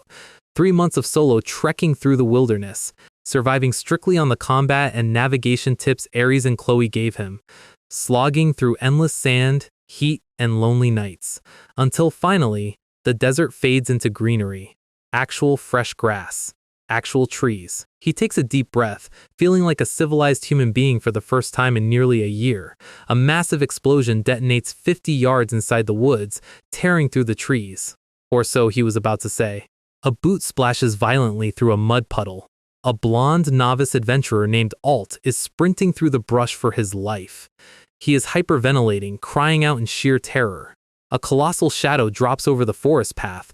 Something massive slams into the dirt right in front of him. The shockwave hurls Alt backward into a tree trunk. He stares up, pale as a ghost. It is a full-size green wyvern, breathing smoke and towering over the clearing. Alt looks over at his party leader lying motionless in the dirt. Their strongest guy died without landing a single hit. A bronze rank hunter like him has zero chance. They took a simple contract to clear out a few low-level goblins. The wyvern opens its jaws wide for the finish. Alt closes his eyes and accepts the game over. A spear flash cuts through the air and strikes the wyvern's snout. Alt snaps his eyes open. A fox beastian warrior named Alyosha is standing in front of him, teeth bared. Alt gasps her name. She turns and screams at him to stop zoning out and get on his feet right now. Alt yells back, asking why she came back when he specifically volunteered to be the bait so she could escape. Alyosha gives him a fiery grin. She is not about to let him play the main character hero alone. Alt bites his lip and steps up beside her. You have a plan, right? If I had a plan, Robert would not be dead right now. On 3, we run and do not look back. ONE. The The wyvern does not wait for 3. Its tail whips around like a steel girder. Alt turns just in time to watch Alyosha get swatted across the clearing. She crashes hard into the dirt, motionless. 2 arrows bounce harmlessly off the wyvern's hide like plastic toothpicks. The monster barely registers the hits. Alt looks toward the tree line. Their party archer Saris is standing there shaking uncontrollably with her bow drawn. She apologizes through tears, admitting she could not run away by herself either. Alt screams for her to turn around and run. The wyvern turns its head and lunges straight for her. Saris falls to her knees, frozen in terror. The giant jaws open right above her head. She closes her eyes, crying out for anyone to save her. A blue meteor crashes straight through the wyvern's head, smashing its skull into the dirt. Alt and Saris stop breathing. Our guy Kim Dan lands cleanly in the crater, resting a cyan glowing baseball bat over his shoulder like he just hit a walk-off homer. Alt drops to his knees, bowing until his forehead hits the grass. "Thank Yayo you so mooch!" Wide shot of the dead wyvern lying flat in the forest. Dan waves his hand, trying to play it low-key. Alt grabs both of Dan's hands with tears in his eyes, declaring Dan their absolute lifesaver. He checks Alyosha's pulse, confirming she is still breathing, then looks back at Dan in complete disbelief. One-shotting a wyvern with a wooden club is not normal behavior. He asks if Dan is some top-tier, high-ranking hunter. "Are you gold rank? Or wait, platinum?" Dan gives them a completely blank expression. Dead silence in the forest. Alt and Saris stare at him, waiting for confirmation. Dan has zero idea what any of those words mean. Cut to the group walking down the dirt road. Alt is piggybacking the injured Alyosha while listening to Dan's story. "Wait, you came from another world?" Dan laughs nervously, expecting them to call him insane. Alt nods seriously. A guy who deletes a wyvern in one swing has no reason to lie. Saris chimes in, saying dimension travel makes complete sense if high-tier teleportation magic exists. Dan offers to help carry her heavy gear, but she frantically declines out of pure respect. Dan realizes being an isekai protagonist gives you instant cheat code status in this world. Alt then asks about the most terrifying part of the fight. That giant, glowing monster head that suddenly appeared, swallowed the wyvern's corpse whole, and then turned back into a radiant club. Alt asks with starry eyes if everyone in Dan's world carries devouring spirit weapons. Both rookie hunters look at him like he is a mythical god. Dan sweats, deciding it is significantly easier to just say yeah, pretty much, than explain South Korean high school baseball. Alt stops at the top of the hill, smiling as the trees clear out. Below them sits Shiltrock, the eastern border city of the Lamenia Kingdom, Dan's first sight of actual human civilization in nearly a year. Dan stands at the entrance of the city, tearing up like he just got released from a 300-day solo sentence in the desert. Alt looks over, concerned that the city isn't what Dan was expecting. Dan wipes his eyes real quick, trying to act like a tough high school senior. "No, it is fine. It is just... I have not seen this many human beings in almost a year." Cut to 10 minutes later, our guy is in the Guild Tavern eating roasted meat like he hasn't seen cooked food since the Obama administration. He chugs a whole wooden mug of ale, slams it on the table, and lets out a proper barbarian sigh. He realizes his very first legal drink as an adult happened in a completely different dimension. He sits back, enjoying the buzz, and remembers Alt and Saris leaving earlier to take care of business. Flashback to them dropping off the injured Alyosha and going to recover their dead party leader's body. Dan remembers them mentioning losing a teammate and realizes how normalized death is for adventurers in this world. Alt had handed him a pouch of coins, telling him to rest up at the Guild Inn while they sorted things out. Back in the present, Dan looks at the empty plates. He glances around the tavern, taking in the scenery. Loud adventurers, fantasy architecture, dwarves chugging beer, bunny-eared waitresses carrying trays. This is the full isekai starter package. He stretches, feeling the exhaustion hit his shoulders, and decides to crash early. Next morning, he wakes up in an actual bed with an actual mattress. He rubs his eyes, realizing he slept for 12 hours straight. A knock comes from the wooden door. Dan opens it slowly. Standing outside are Alyosha, covered in bandages, and Saris looking polite. Alyosha glances away, looking extremely tsundere about the whole thing. Saris smiles and asks if he slept well. Dan blinks, surprised to see them up so early. They walk downstairs to the main hall where Alt is waving them over to a table stacked with food. Alt is smiling like a guy who just passed his final exams. He mentions that Alyosha insisted on coming down in person to thank Dan properly. Alyosha immediately blushes and yells that she did not say it like that. Alt sits them down, apologizing for yesterday being so chaotic. Dan takes a bite of stew, telling them it is fine. Alt stands up and officially introduces himself, Alt, bronze rank hunter of the Righteous Wanderers, then points to Alyosha, frontline spear wielder, and Cirrus, their backline archer. Dan chews his bread and casually asks, so what exactly is a hunter and what are insignias? Alt and Alyosha give him a look like he just asked if water is wet. Dan sweats internally. He remembers Ares mentioning ranks before, but nobody ever explained the mechanics. Alt clears his throat, realizing Dan is genuinely clueless about this world. Here is the world-building breakdown. A hunter is an official mercenary registered with the guild to hunt monsters and take on requests. They usually operate in 4-man parties. An insignia is your official rank tag. There are 6 tiers: steel, bronze, silver, gold, platinum, and mithril. Steel and bronze handles wild animals, small goblins, and basic village chores. Silver hunters are veterans who slay real monsters. Gold hunters are regional elites. Most party leaders stop at gold. Platinum hunters are literal national assets. There are less than 20 in the entire guild. And mithril rank, only 10 have ever existed in recorded history, and only 3 are currently alive. Basically living legends. Dan chews his food, realizing this world has an actual rank tier list. Alt adds that stolen insignias sell for insane money on the black market because they act as official ID. He admits their party is only bronze rank, barely scraping by. Dan rubs his temples. Too much lore before breakfast. Alt hesitates for a second and then drops the pitch, "We would like you to join our party, Mr. Dan." Dan stops mid-bite. Alt panics, waving his hands, explaining that Dan needs money, status, and local info, and they conveniently have a slot open after losing Robert. Dan thinks about it. He does need funds and local connections if he ever wants to find a way back home. Alyosha stands up, pointing a bandaged finger at Alt. "Wait! Alt said you killed a wyvern in one single strike!" She stares at Dan suspiciously. "That is an absolute lie! Who one-shots a wyvern?" Suddenly, a blonde girl with twin drill pigtails slams her hands onto their table. Dan looks over, annoyed. A new wild side character has appeared. Alyosha growls at her to mind her own business. Meet Mary Chatillon, leader of the Noble Oppressor Party. She immediately drops a casual racist slur toward Beastians, telling Alyosha to eat off the floor like a pet. Alyosha erupts, and Alt has to physically hold her back from starting a bar brawl. Mary turns to Dan, squinting arrogantly. "You are the one who supposedly killed a wyvern? Where are the spoils then? A wyvern corpse sells for a fortune." Alt stammers, unable to explain that a giant ghost mouth ate the corpse whole.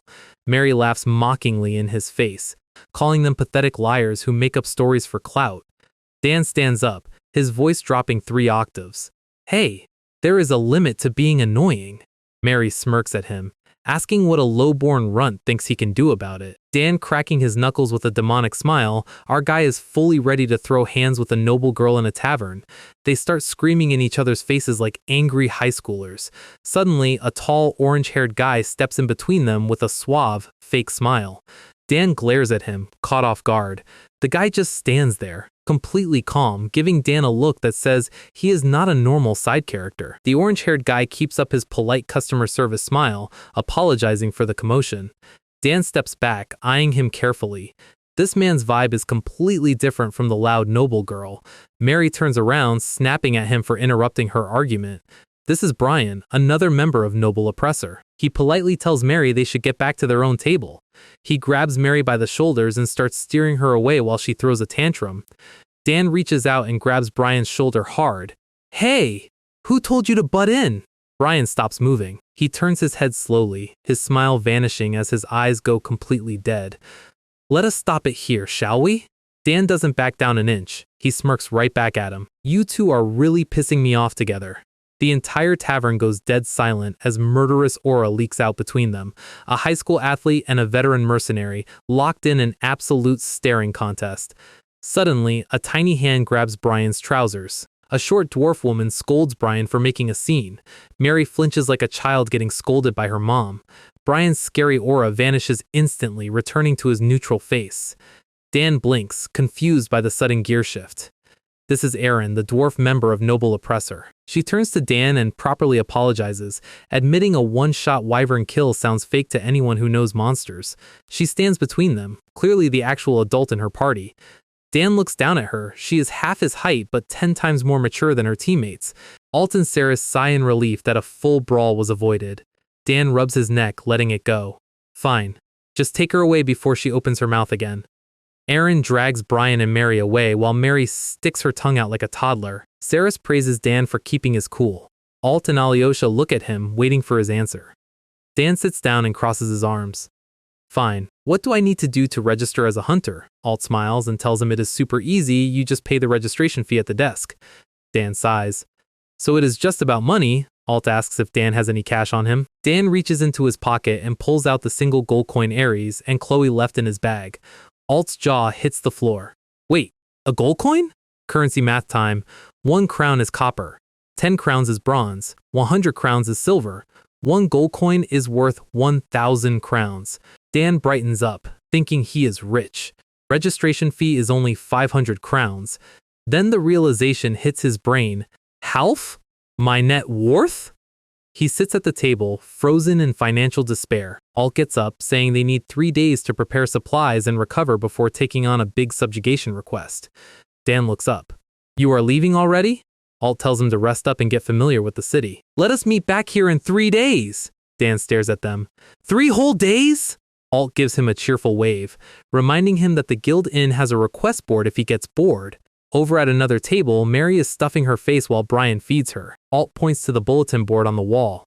Even if you do not join our party permanently, we will still do the big subjugation quest together. Dan smiles and nods. I'll think about it. He waves them off as they head out. Dan is left sitting alone at the table. He slaps his cheeks, trying to focus.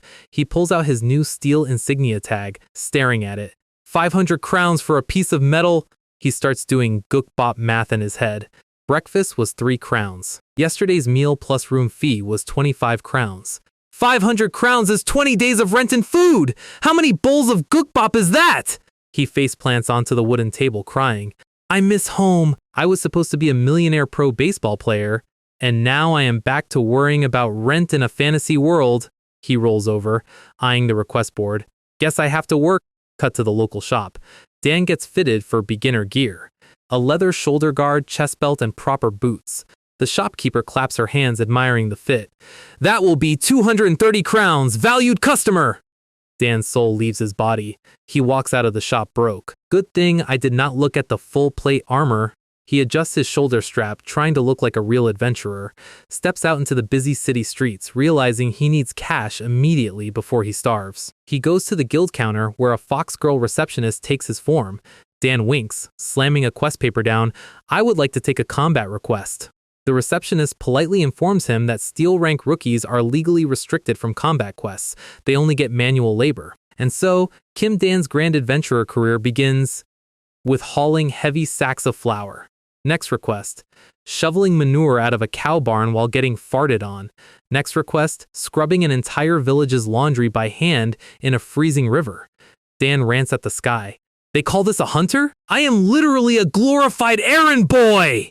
At sunset, he drags his corpse back through the city streets, completely exhausted, feeling zero sense of main character accomplishment. He opens his hand, looking at his daily payout, 30 copper crowns. I am living hand to mouth. Life is hard no matter what universe you are in. Then, a heavenly smell hits his nose from a nearby street food stall. Skewered meat sizzling over open coals. Dan's eyes turn feral. I worked hard today. I deserve 1 skewer. Mysterious meat skewer. 3 crowns. He takes a bite and his eyes light up. It's incredible! The seasoning captivates the taste buds of a modern instant food addict. While he is scarfing down meat, someone steps up behind him. A hand pulls out a glowing blue magic compass, its needle spinning wildly and locking straight onto Dan's back. A red-haired girl wearing a giant witch hat looks up from under her brim. She reaches out and gently tugs the hem of Dan's shirt. Dan turns around, mouth completely stuffed with skewer meat. The witch girl looks up at him with bright green eyes and a radiant smile. I found it. My destiny. So Dan is sitting at a tavern table, leaning back with his arms crossed like a guy who just got served the wrong order at a drive-thru. Across from him sits Ariel, looking dead serious with her pointy elf ears poking through her red hair. Dan gives her the most exhausted side-eye in human history. She leans in, claiming her master gave her a sacred prophecy before passing away.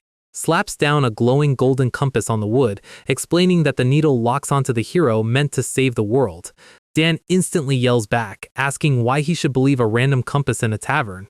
Ariel gets defensive, name-dropping her master Denise the Prophecy Witch. Dan blinks. Tennis the Witch? Is she a shaman or something?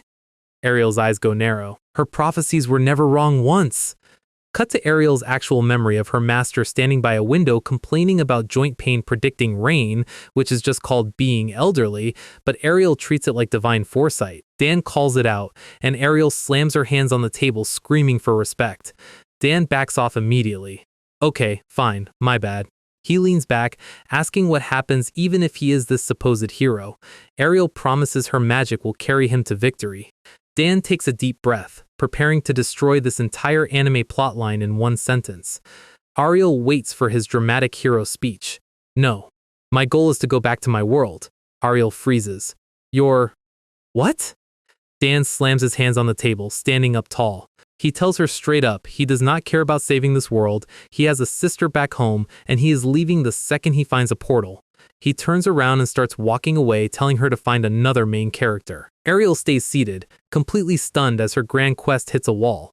Up on the second-floor balcony, Mary Chadion has been watching this entire interaction like a soap opera.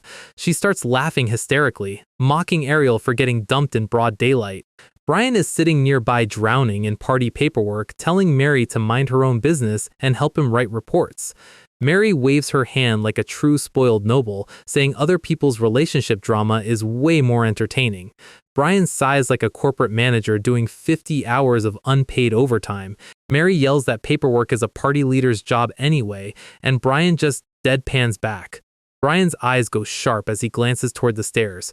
Watching Ariel walk out of the tavern alone, he notes her outfit and the compass on her hip. Ariel walks down the street, hat tilted down. Flashback to the day her master gave her the compass. This magic tool will lead you to your destiny. A magic circle flared under Ariel's feet as she was sent off on her journey. Go, Ariel, toward your destiny. The silhouette of Denise watching her leave. Cut to sunset. Heavy sacks of grain drop onto a wooden barn floor with a thud. Dan wipes the sweat off his forehead, catching his breath. The farm lady smiles, praising him for a hard day's work. Dan stretches his shoulders, feeling like a side character grinding exp. They stand outside the barn as the sun goes down.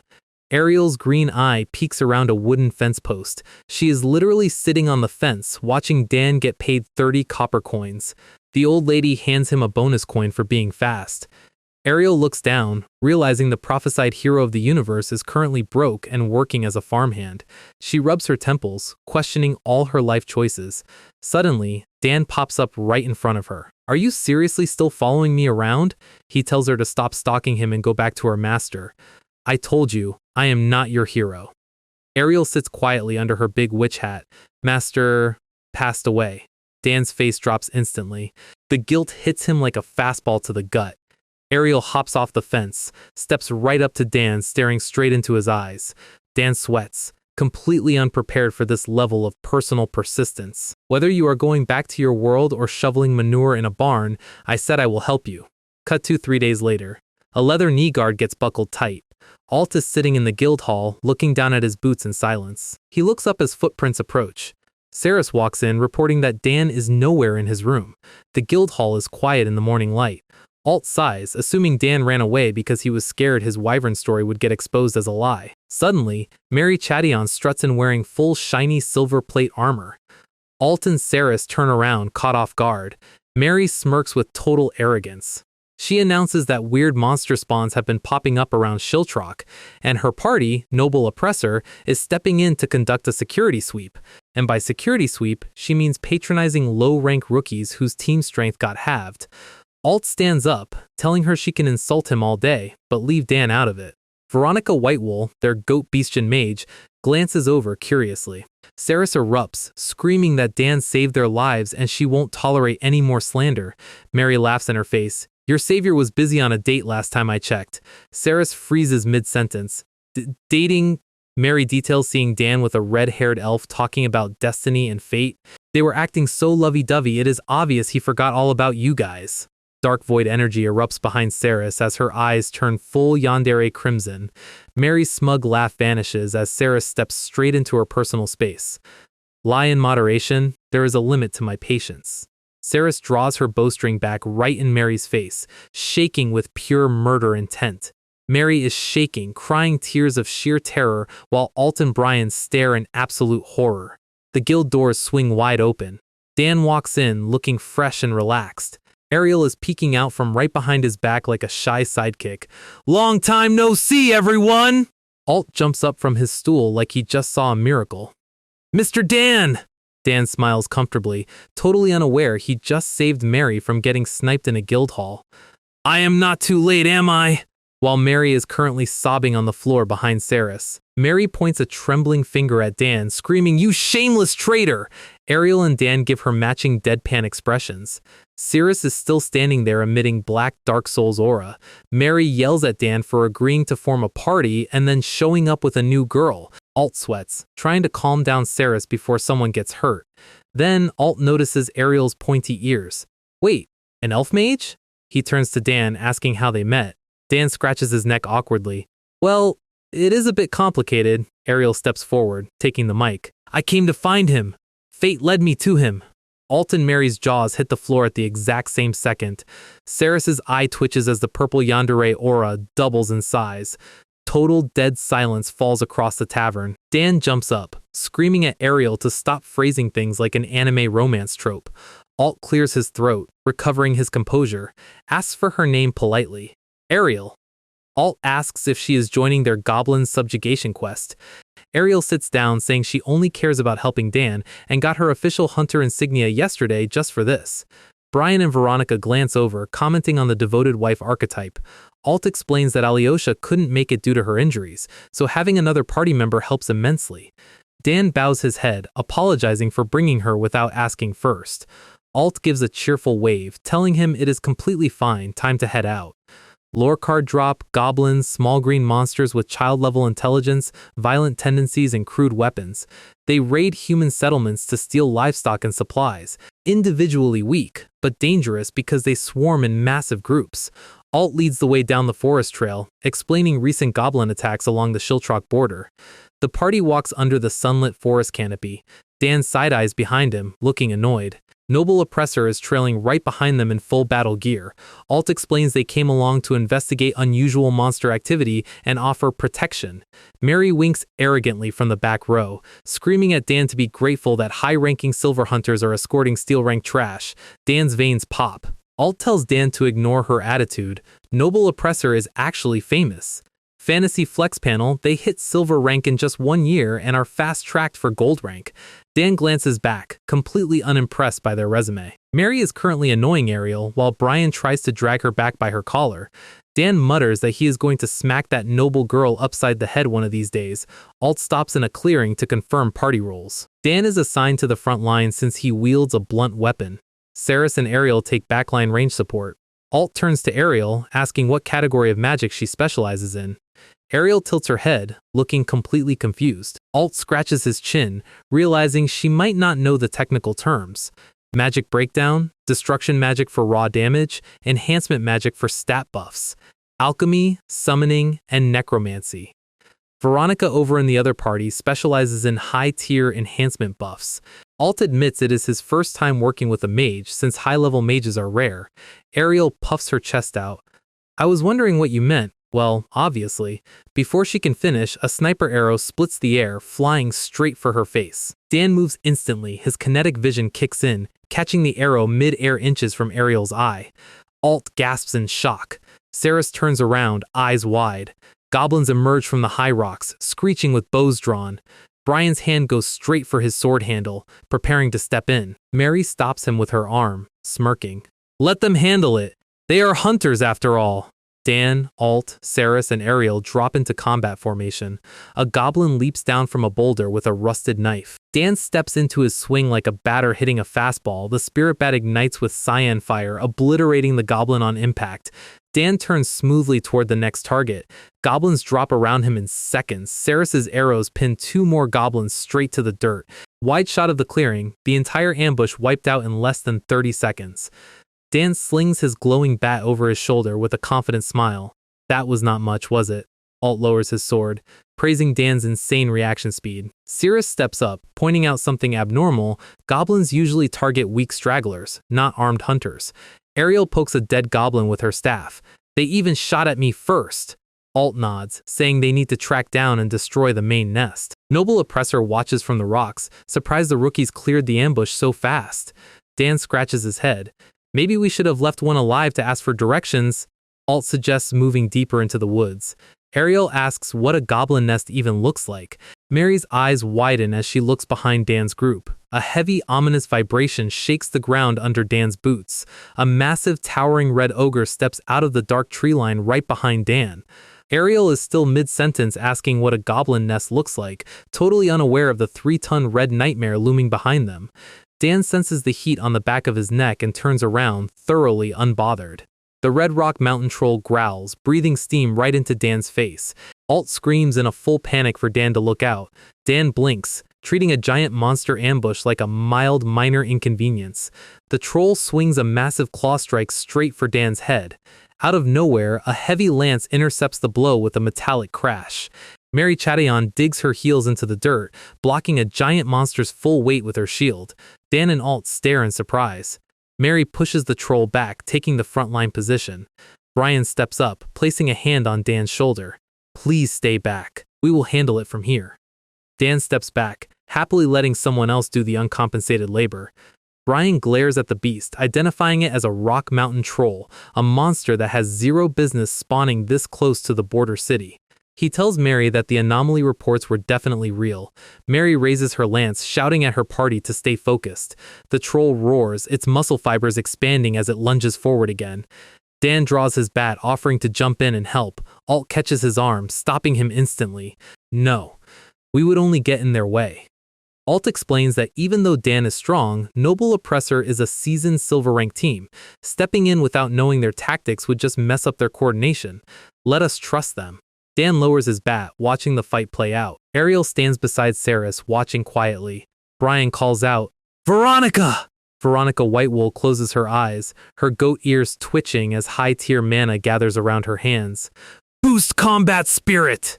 A radiant golden magic circle flares, buffing Mary, Brian, and Aaron simultaneously. Mary's eyes ignite with glowing golden light. Alt's jaw drops. Buffing 3 frontliners at the exact same time? The troll leaps into the air, bringing both fists down like a meteor. Mary braces behind her rose shield, taking the impact head-on. The ground shatters beneath her boots, but she doesn't give up an inch. The shockwave tears up the dirt path. Mary grunts through her teeth, holding the monster in place. The troll snarls, trying to overpower her. Aaron, the dwarf archer, takes aim with her heavy crossbow from 40 yards out. Brian vault jumps straight off Mary's lance, sprinting up the shaft at blinding speed. Aaron's crossbow bolt buries itself straight into the troll's left eye. The monster rears back screaming, completely blinded on one side. Mary smirks. The trap is set. Brian launches into the air above the monster's head. Mary steps in below, covering his descent. Brian drives both daggers straight into the troll's neck, carving a massive slash across its throat as he lands cleanly behind it. The troll grabs its neck as blood sprays across the grass. Dan watches in genuine appreciation. Incredible! Every member moves like part of a single body, hundreds of hours of party synergy on display. The troll staggers but doesn't fall. Mary checks the monster's posture, frowning. Their slashes were shallow. Steam rises from the troll's neck as its flesh begins regenerating instantly. Against a monster with auto-heal, low-damage strikes are useless. Mary grins, turning back toward Veronica. "We are going for the heart!" Here is the breakdown on Noble Oppressor. They are famous for flawless coordination, but they have one massive fatal flaw: 0 raw burst damage. Aaron's crossbow has a slow reload, Brian's daggers lack reach against giant bosses, and Veronica has 0 offensive spells, specializing purely in buffs, and Mary uses a heavy cavalry lance on foot. Lances are meant for mounted combat. Using one on foot limits your mobility to practically 0. So how do they bypass this flaw? Simple, extreme buffs stacking onto a single person. Veronica unleashes every enhancement spell in her book: strength, speed, durability, weapon enhancement. Mary's body glows like a solar flare as the stacked buffs supercharge her muscles. She stays low, kicking off the dirt with explosive force, surpassing the speed of a charging warhorse on foot. Ceres and Ariel watch in complete shock as the air breaks around her. Her official guild nickname, the Golden Unicorn. The troll turns, but it is already way too late. Mary thrusts her heavy lance straight through the troll's chest, obliterating its heart in a single burst of light. She skids to a stop, wiping blood off her cheek with a proud smirk. Dan and Alt stare, thoroughly impressed. The massive troll collapses onto its back, dead. Mary raises her hand arrogantly. Ha! A troll is nothing before me! Before she can finish boasting, her face goes pale. She coughs up a huge spray of blood onto the grass. She drops to her knees, clutching her chest as Brian rushes over in a panic. Melody! I told you stacking 4 enhancement spells puts too much strain on your internal organs. Mary wipes her mouth, grunting through the pain. A noble must set an example. This is nothing. An arrow flies out from the tree line and buries itself straight into Mary's shoulder. Brian's eyes go wide with pure horror. Mary looks down at the bleeding arrow wound in complete disbelief. Mary slumps forward, her heavy lance dropping into the dirt. Heavy footsteps echo from the dark woods ahead. Dozens of glowing red eyes ignite inside the shadows. Brian steps back, his face going completely pale. An entire monster army steps out. 5 giant trolls leading a horde of over 50 goblins. Alt and Ceres freeze in horror. Where did all these monsters come from? Mary snaps her head toward Veronica, yelling through her teeth. Veronica flinches, terrified. Take Aaron and run back to the city! I will buy time here. Mary grabs the arrow shaft in her shoulder and snaps it off without flinching. Aaron cries out her name. Brian screams at her to stop being reckless. The troll vanguard growls, stepping closer as the goblins brandish rusted knives. Mary raises her shield, her hands shaking from physical exhaustion. Noblesse oblige. It is time to fulfill my duty as a noble. Brian looks at her, completely heartbroken that she is choosing a suicide play. Talk about dramatic. Footsteps crunch casually on the gravel path. Kim Dan walks right past Brian, resting his spirit bat over his shoulder like he is walking up to home plate. Brian and Mary turn around, completely shocked. Ariel and Ceres watch from behind with total confidence in their guy. Mary yells at him, "Stop being stupid and run! You saw the fight, you cannot beat a troll with a wooden club!" Dan gives his bat a casual spin, glowing cyan runes igniting along the aluminum handle. The 5 trolls roar simultaneously, shaking the forest trees. Dan looks at the massive army with a deadpan squint. Honestly, compared to what I fought with Ares, these guys look pretty weak. Mary screams at him to stop talking nonsense. A giant troll lunges from above, bringing its fist straight down over Mary and Dan. Mary gasps, bracing for impact. Dan swings. The spirit bat connects with the troll's fist mid-air, igniting a massive shockwave of cyan energy. Mary and Brian's eyes bulge out of their skulls in sheer shock. The impact detonates, completely blasting the troll's torso into red mist as the monster roars in agony. Mary stays frozen on her knees, her brain failing to process what just happened. Dan rests his glowing bat back on his shoulder with a relaxed grin. Now then, Miss Veteran Hunter, what is the plan? Mary stammers, speechless. Alt, Ceres, Aaron, Veronica, and Ariel all step up behind Dan with weapons drawn. Alt shouts with a brave grin, "We are fighting together! What kind of teammates leave their leader behind?" Aaron and Veronica nod through tears, refusing to run away. Mary looks at her party, her stubborn noble persona melting away into genuine emotional warmth. She takes a deep breath, taking command. Brian and Ceres, clear the goblins! We take down the trolls one by one! While Dan handles the trolls individually, we draw the rest of their aggro! Dan smiles, ready to swing. A wooden staff taps against the dirt path. Ariel steps right out in front of the entire party. Wait, I will handle this. Dan blinks. Do you actually have a plan? Ariel turns her head toward Alt with a smug smile. Alt, you asked earlier what category of magic I specialize in, right? Alt stammers. Yeah? I do not have a specialty, because there is no magic I cannot use. Ariel floats 3 feet off the ground as elemental wind wraps around her boots. Mana enhancement! Concentration enhancement! Elemental enhancement! She crosses her arms over her chest as blinding dragon fire erupts around her body. A colossal magic circle ignites across the sky. Surging dragon flame! An apocalyptic tornado of pure fire erupts across the clearing, swallowing the entire monster horde. A towering fire pillar incinerates trolls and goblins alike, turning 50 monsters into ash in 4 seconds. Ariel hovers inside the flames, looking like a literal fire deity. The forest burns bright as the entire enemy army gets erased from the map. She hovers down softly, floating past a dumbfounded Dan. Dan stares at the scorched earth, realizing his quiet sidekick is actually a nuclear weapon. Ariel turns her head back under her witch hat. Problem solved! She lands on her boots as smoke rises from the blackened dirt. Mary stares at the empty, scorched clearing, chuckling weakly. Unbelievable! This is just ridiculous! Her stacked buffs fade and she collapses face first into the dirt from pure exhaustion. Brian and Alt scream out her name in a panic, close up on Mary lying on the ground completely out cold as the arc ends on a massive victory. So, Mary is in bad shape. The arrow that hit her was coated in a rare, high-grade poison that you don't just pick up at the local market. The doctor has done what he can, but without a specific antidote, she is not making it through the night. Downstairs in the inn, our guy is scratching his head.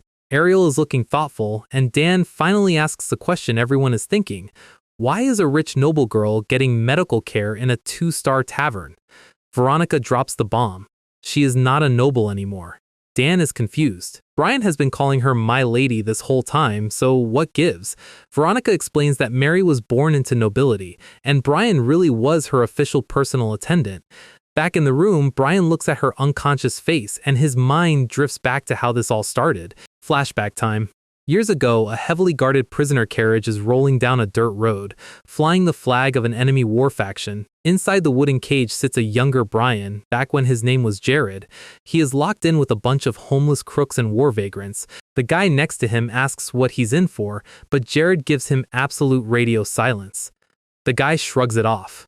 Captured in a war zone means you end up on the gallows anyway. Outside, the escort guards are complaining about the heat. One of them says trash like this should be executed on the side of the road, and dragging them to the Capitol for a formal hanging is a waste of government budget. It is all just a PR stunt for the higher-ups. Half these people aren't even real criminals. Right as he opens his mouth to say more, an arrow comes out of nowhere and pins his neck to his spine. Ambush. Flying from the tree line is the flag of House Chadian, the blue rose crest. A squad of heavy armored knights on horseback charges down the hill like an absolute SWAT team. Leading the charge is a terrifying knight in full plate mail. The red guards get sliced up before they can even draw their swords. In under 30 seconds, the entire escort unit is wiped out. The squad commander rides over, drags the prisoners out of the cage, and forces them onto their knees. The commander's son says they are enemy alignment, so they should execute them right here. The crooks are trembling, sweating through their shirts. The big knight steps off his horse, helmet off, revealing Lord Lazely Chadian. He looks down at the prisoners and asks a simple question. What are your crimes? The petty crook screams that they are just battlefield scavengers who stole some boots from dead guys. Lazely does not even hesitate. One quick sword stroke and the guy's head hits the grass. The second prisoner screams in terror. Blood drips onto the dirt right in front of Jared's knees. Jared does not flinch. He just stares back with completely dead, burnt-out eyes. Lazely stops in front of the kid. For someone so young, you look like a burnt-out candle. Got no attachment to life? He asks Jared what his crime was. Jared looks up, deadpan as hell. If you're gonna kill me, hurry up. Or are you too scared to kill a kid without a reason? The son knight draws his sword, offended on his dad's behalf, but Lazely bursts out laughing. He looks at the suicidal kid talking trash to a high noble.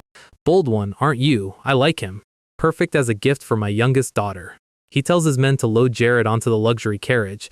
The son is visibly confused, and Jared is sitting there realizing he just got promoted from death row to human property. Great. What a crappy life. Cut to a few hours later, and Jared is sitting in a steamed luxury bathhouse. He has no idea what is happening. Earlier, the mansion maid pinched her nose and told him he smelled like a sewer rat, ordering him to scrub every inch of his skin off before meeting the young lady. So here he is, soaking in warm scented water. Even for a slave, this is ridiculously nice. Rich people really have money to burn. He wonders what kind of spoiled brat needs a street criminal as a servant. Dressed in clean clothes, the guard brings him to the central courtyard. The guard threatens to kill him if he breathes wrong near the young lady. Jared is already tired of this guy. Footsteps ring out on the stone stairs. Pink shoes step into view. Enter little Mary Chadian. She walks up, pokes Jared right in the stomach with her finger, and tells him he looks shabby and completely unrefined. Jared's vein twitches. She is already getting on his last nerve.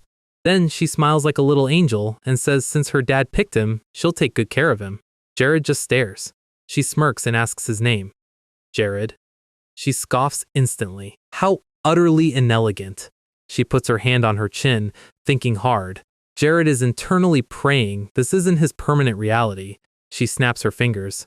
Brian! He blinks. From now on, your name is Brian. She reaches out her hand with a huge, sparkling smile. I'll be counting on you, Brian! Jared looks at her hand and thinks, that is genuinely the lamest name I've ever heard in my life. They say humans are creatures of adaptation. Instead of mugging people in dark alleys, Jared, now Brian, spends his mornings polishing mansion tables. Instead of eating rotten scraps out of dumpsters to survive, he sits down to warm soup and fresh bread every single day. And instead of angry mobsters coming to cut his throat, he is surrounded by maids who actually smile when they see him. It's only been a few months, but living like a normal human being already feels completely natural. He really can't complain. Maid Linda stops in front of him, reaches up, and gently pushes his orange bangs back off his forehead. She grins, telling him he looks way handsome with his forehead showing. Brian turns bright red instantly, backing away like he just got attacked by a high-level boss. Classic side character behavior. He doesn't know how to handle basic human affection. Though if there is one actual problem in his new life, it's the young lady calling for him every 5 minutes. He opens her bedroom door, and little Mary is sitting on her bed holding a stuffed rabbit. I want sweets, Brian sighs. Can't she just ask the kitchen staff for that? Mary pouts. Her mom banned her from sugar, and the maids won't disobey orders. She puffs her cheeks out like a chipmunk. Brian facepalms. He is literally a trained street rat being used as a contraband smuggler.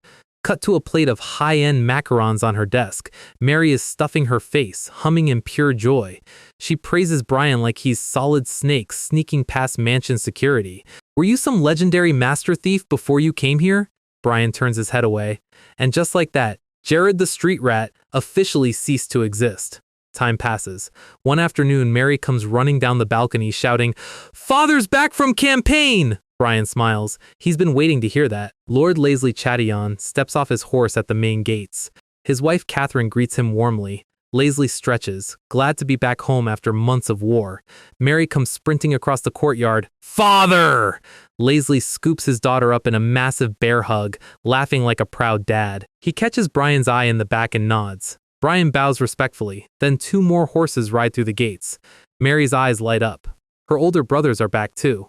Leon, the eldest son, handsome, calm, and composed, and Reynold, the second son, rowdy and laughing. Reynold immediately messes up Mary's drill pigtails while she screams at him to stop. Leon walks over to Brian and places a gentle hand on his shoulder. "Thanks for looking after my little sister Brian." Brian looks up, genuinely touched. "Young master." That evening, Lord Leslie gathers the whole family for a massive feast. Roasted meats, wine, and warm bread fill the grand dining table. Leslie takes a bite, completely content. Mary is laughing with her brothers, and Leon smiles softly at the warm atmosphere. Brian stands on duty against the wall with maid Linda. Looking at this family, a faint smile touches his face. He finally has a home worth protecting. Later that night, as the maids clean up the table, Leslie steps into the room. "Brian!" He wants a word in private. Brian blinks, following him out to the stone balcony overlooking the city.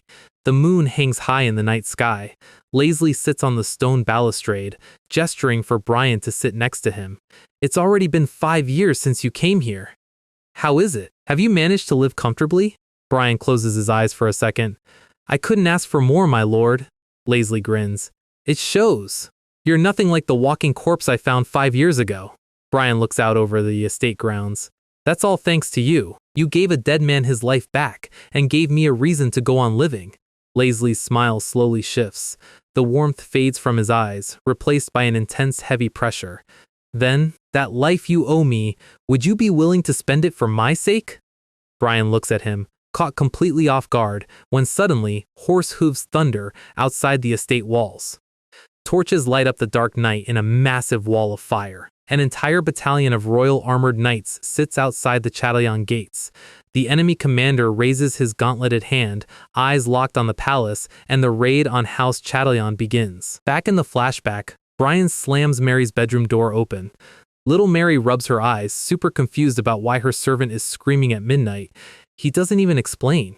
He just yells at her to get out of bed right now. She barely gets her shoes on before, out at the main gates, Lord Lazley is standing nose to nose with the invading commander.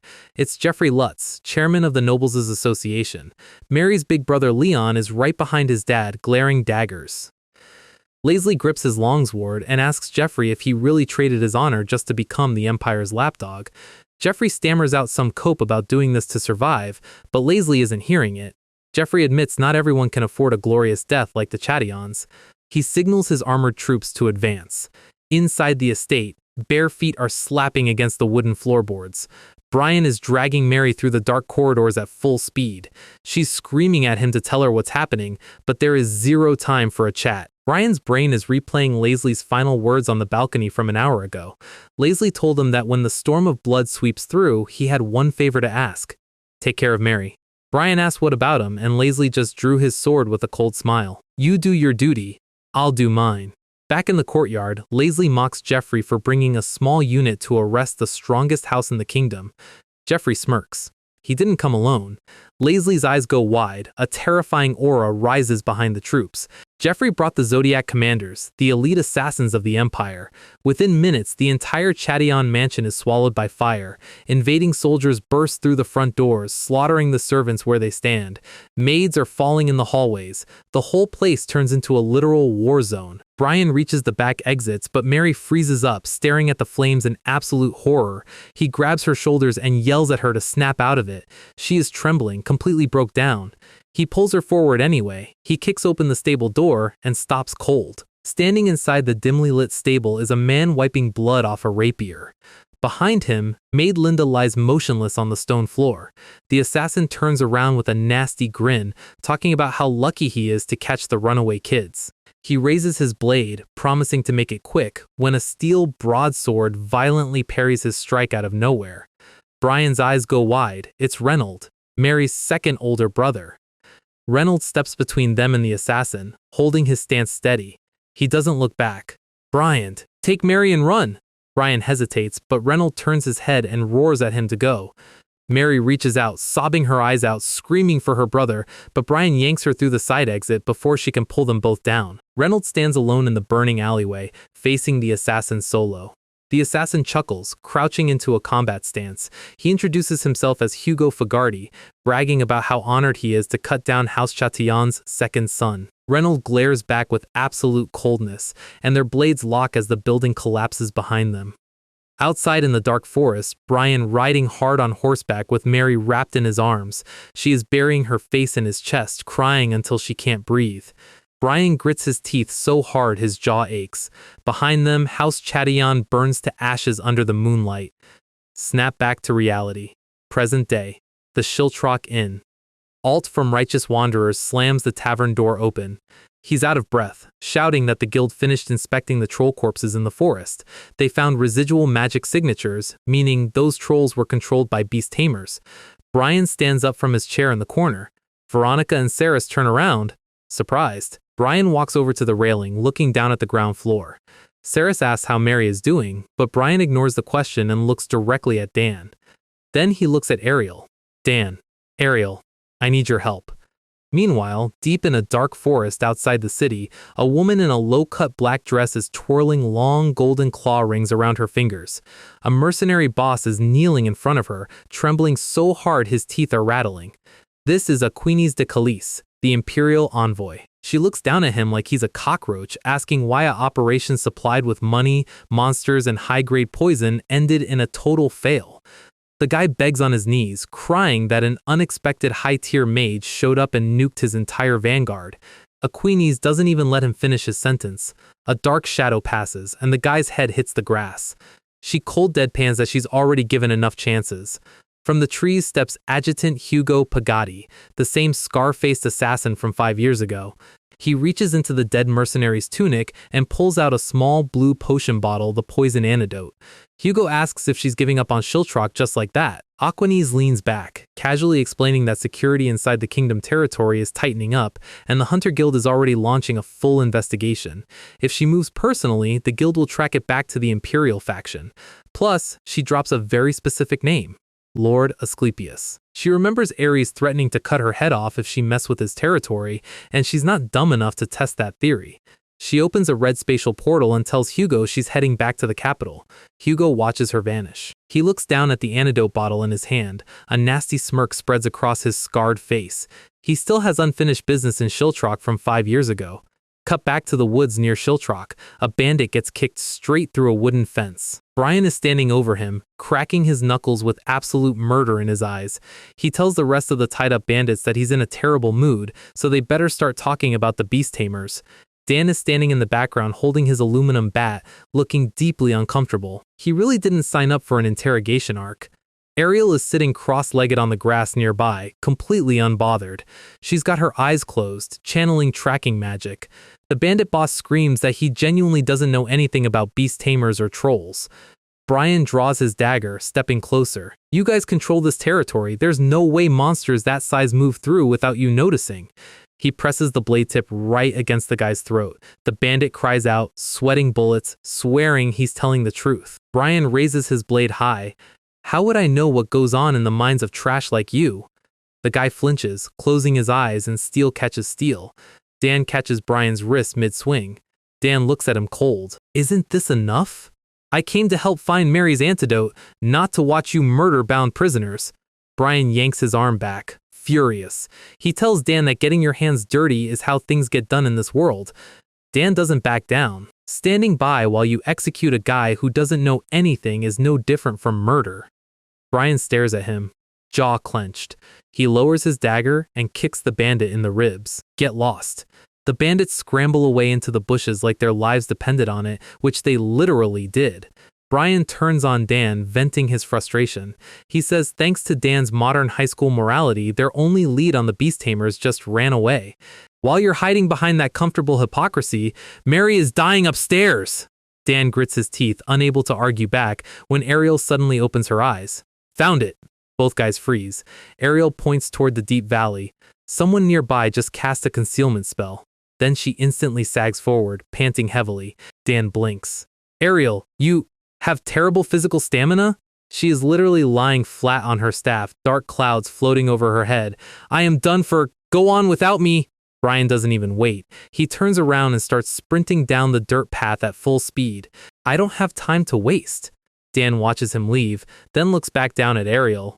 If it's really that bad, should I carry you on my... He turns around, and she's already vanished into thin air. Dan hits the absolute ultimate meme face. Where the hell did she go? Meanwhile, further down the valley path, Hugo Pagadi is sitting on a fallen tree trunk, wiping his rapier with a cloth.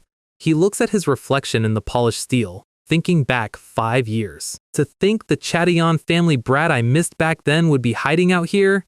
He raises his head, eyes glowing with pure villain energy. What luck! Meanwhile, back in the forest, Ariel is standing in a clearing, completely out of breath. Yep, she is lost again. Her direction blindness is genuinely legendary at this point. She hears bushes rustling nearby and freezes up. In a different part of the woods, a hand pushes through the dense leaves. It's Brian. He steps into the clearing and his entire body goes rigid. Sitting on a rock right in front of him is Hugo Pagadi, the scar-faced assassin, the exact same man who butchered House Chatillon 5 years ago. Hugo looks up with a lazy smirk. Did you fly here? Brian's hand is shaking so hard his dagger sheath is rattling. Hugo slowly draws his rapier off his lap, standing up like he's greeting an old friend. Brian looks at the ground around the rock. Multiple dead bodies are lying in pools of fresh blood. Hugo wiped out his own subordinates just to clean up evidence. Brian asks if Hugo was the one who ordered the beast tamers to attack Shiltrock and if he slaughtered all the witnesses afterward. Hugo doesn't even bother denying it. Does any of that matter? You already look desperate enough to kill me. Which works out great, because I happen to be in the mood to kill someone too. Cut away to Dan wandering through the woods shouting Ariel's name. He yells into the trees, but gets zero response. How do you lose someone in a straight forest path? He starts getting real worried about Brian too. If Brian runs into high-level enemies alone, he's completely cooked. Back at the clearing, Brian charges. He lunges forward with his dagger at maximum speed, but Hugo dodges left with zero effort. In one smooth motion, Hugo's rapier flashes through the air, carving a deep gash across Brian's chest. Blood sputters onto the dirt. Brian staggers back, clutching his wound. Hugo smiles, tapping his chin. Ah, I remember now. You're that servant who was standing next to the Chatillon brat. He raises a finger cheerfully. I have pretty good memory, you know. I heard she got poisoned recently. Hugo reaches inside his coat pocket and pulls out the small glass vial filled with glowing blue liquid, the poison antidote. You must have come because you need this, right? Wow, perfect chance to save your young lady and get revenge at the same time. Brian's eyes go wide with pure rage. Hugo casually sets the antidote vial on top of a rock right between them. Don't be in such a rush. I'd rather not see your young lady die to goblin poison either. Surviving that massacre 5 years ago just to die from a green goblin arrow? That's just boring. Brian snaps. Yo, you bastard! He charges in blind rage, thrusting his dagger. Hugo doesn't even move his feet. Your loyalty is admirable, but... Brian swings with everything he has. Steel meets steel. Hugo's rapier parries the blade so hard sparks fly. The impact rips the dagger straight out of Brian's hand, sending it spinning into the dirt. Did you really think you could take me on with such a cheap toy? Brian grabs his bleeding hand, trembling. Blood drips off his fingertips. The rage clears for a second, replaced by pure cold terror. He forgot how massive the power gap was. This man is Hugo Pagati, former adjutant of White Aries belonging to the 12 Zodiacs, the absolute strongest knight order in the Empire. A man who earned a terrifying reputation on the battlefield. His official nickname is the Pervert Duelist, not because of weird stuff, but because of his fanatical obsession with forced 1v1 duels to the death. Even in massive army battles, he insists on dueling the enemy commander. And the fact that he's still alive means he has literally never lost a single duel in his entire life. Hugo steps forward, tilting his head. What's wrong? Where'd all that momentum go? Brian is hunched over, gasping for air, holding his second dagger. Hugo grins. Let me tell you a story that might motivate you. He points to the long scar over his left eye. This scar? It was given to me by Reynold Chatillon, the brother who stepped up to save you. House Chatillon really lived up to its name. That duel was unparalleled excellence. You should have seen the look in his eyes when my sword pierced his heart. It was a sight too precious for me alone to witness. Brian's eyes go completely hollow. Hugo points at the antidote on the rock. So here's the plan. Once I kill you here, I'll go down to the village, give her the antidote, and then challenge her to a duel. I'll carve that tiny girl up like a work of art, slowly and painfully. Doesn't that sound fun? Brian raises his dagger, his knuckles turning white. No, that will not happen because you die here! Brian explodes forward with a scream. He puts every ounce of his soul into a desperate thrust, but Hugo sways his neck back by half an inch, dodging easily. Hugo's rapier flashes. A deep slash rips across Brian's ribs. Blood sprays into the air. Brian doesn't stop, swinging a left hook, but Hugo duckweaves under it and slashes his leg. The blade slices deep into Brian's thigh muscle. Brian stumbles, losing his footing completely. He leaps backward, coughing up blood, barely keeping his balance. Hugo hasn't even broken a sweat. What do you think you're doing? Hugo steps forward lazily. I'm just making sure my toy doesn't break too fast. Brian grits his bloody teeth, cursing under his breath. Hugo's eyes darken. Oh, don't worry. I was starting to get tired of this anyway. Hugo shifts his weight and executes a high-speed vacuum slash from 20 feet away. The wind shockwave splits the air. Brian tries to dodge. Crack. The air pressure tears straight through his chest armor. Blood gushes out of his mouth. A ranged wind slash from a rapier? The power gap isn't even funny. Brian collapses onto his knees. Meanwhile, in a nearby clearing, a wild rabbit blinks. Ariel is kneeling on the dirt, staring at giant animal tracks pressed into the ground. Giant footprint ruts left by a massive beast. The trail is leading straight towards Shiltrock City. She realizes another beast tamer monster might be heading toward the city gates. She shakes her head. The city garrison can handle it for now. Right now, she needs to find Dan fast. She stands up, gripping her staff. I'll take care of the monster after I regroup with Dan, if I can even find him. Back at the duel, Brian is lying face down in the grass, surrounded by a pool of his own blood. He can barely lift his chin off the dirt. Hugo stands over him like a dark shadow, sword raised. I'll give you this. Your resolve is impressive. Reckless, but impressive. You're not even fun to torment anymore, so I'll send you off without pain.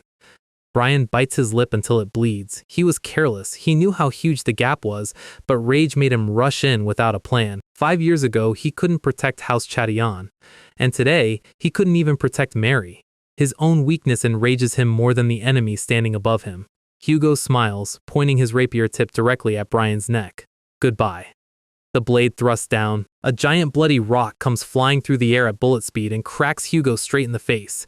Hugo's head snaps back. He staggers, clutching his forehead as blood trickles down his nose. Who are you supposed to be? Standing 30 yards away on the hill is Kim Dan, holding his aluminum bat over his shoulder. I should be asking that. Who are you to think you can kill Brian? Brian lifts his bloody head, screaming, Dan! Run! He's a Zodiac. Hugo violently kicks Brian in the ribs, sending him tumbling across the dirt like a rag doll. Brian hits the tree trunk, knocked out cold. Dan's eyes narrow. Brian! Hugo wipes the blood off his forehead, his face twisting in pure psychotic rage. You dare interrupt a sacred duel with a stone? Dan doesn't give a damn about his speech. What nonsense are you rambling about? Hugo disappears. He reappears directly in front of Dan's face, rapier thrusting straight for his throat. Dan's pitch-tracking vision activates in slow motion. He sways his head left. The blade grazes his cheek by a millimeter. Hugo is stunned. He dodged that? Dan doesn't waste a microsecond. He steps into his batting stance, rotating his hips with full-body torque. The spirit bat swings. Boom. The impact creates a massive shockwave that tears up the earth. Hugo barely gets his blade up to block and gets launched 50 yards backward, carving deep trench ruts into the dirt. Hugo digs his boots into the ground, stopping his skid. His arms are vibrating uncontrollably. His rapier is humming from the raw physical shock. That wasn't magic. That was pure physical strength? Dan steps forward, adjusting his grip on the aluminum bat. 2 deep trenches carved into the dirt between them. Hugo looks at unconscious Brian, then back at Dan. You've made a very unusual friend, servant boy. Hugo cracks his neck, a massive psychotic grin splitting his face wide open. I was just starting to get bored too. Let's see what you can do, kid! Hugo doesn't waste another second talking. He lunges forward, blade spinning like a helicopter rotor. Dan ducks under a flying slash, swinging his aluminum bat on a low trajectory. Hugo backs off by a hair, sweat dripping down his cheek. He's shocked. This kid's reaction speed is actually insane.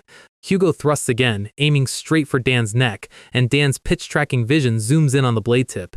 Steel slams into aluminum. Sparks fly into the air as Dan deflects the rapier into the dirt. Hugo skids backward, leaving deep ruts in the ground. His eyes go dark. The real danger with this kid isn't his speed, it's that terrifying raw physical strength.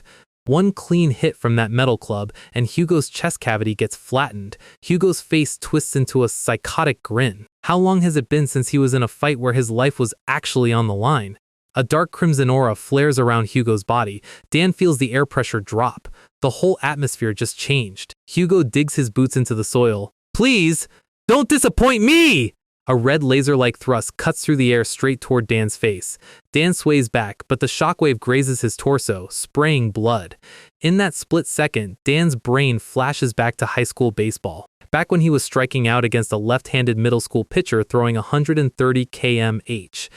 To Dan's pitch recognition vision, that incoming sword thrust was clearly a ball. Hugo grins. Impressive, reacting in that split second to avoid a fatal blow. Definitely more than I expected. Dan grips his bleeding ribs, gasping for breath. He knows he can't win a prolonged stamina battle. This guy's combat experience is completely overwhelming. Dan remembers what his baseball coach told him back in the dugout. Don't take it too hard, Dan. It's not that you played badly, the opponent is just a freak. The coach smiled at him. There is no such thing as a pitcher who can't be cracked. Look at his wind-up stance, his gripping habits, and the zones he likes to target. Watch your opponent carefully, and you'll start to see a weakness you couldn't see before. Back in the present, Dan locks his eyes on Hugo's body. In armed combat, a right-handed fighter usually takes a southpaw stance, but Hugo stands orthodox, leading with his left hand extended. With a long-reach rapier out front, Dan can't win a range battle. Except for one glaring detail, Hugo's left eye is completely blind.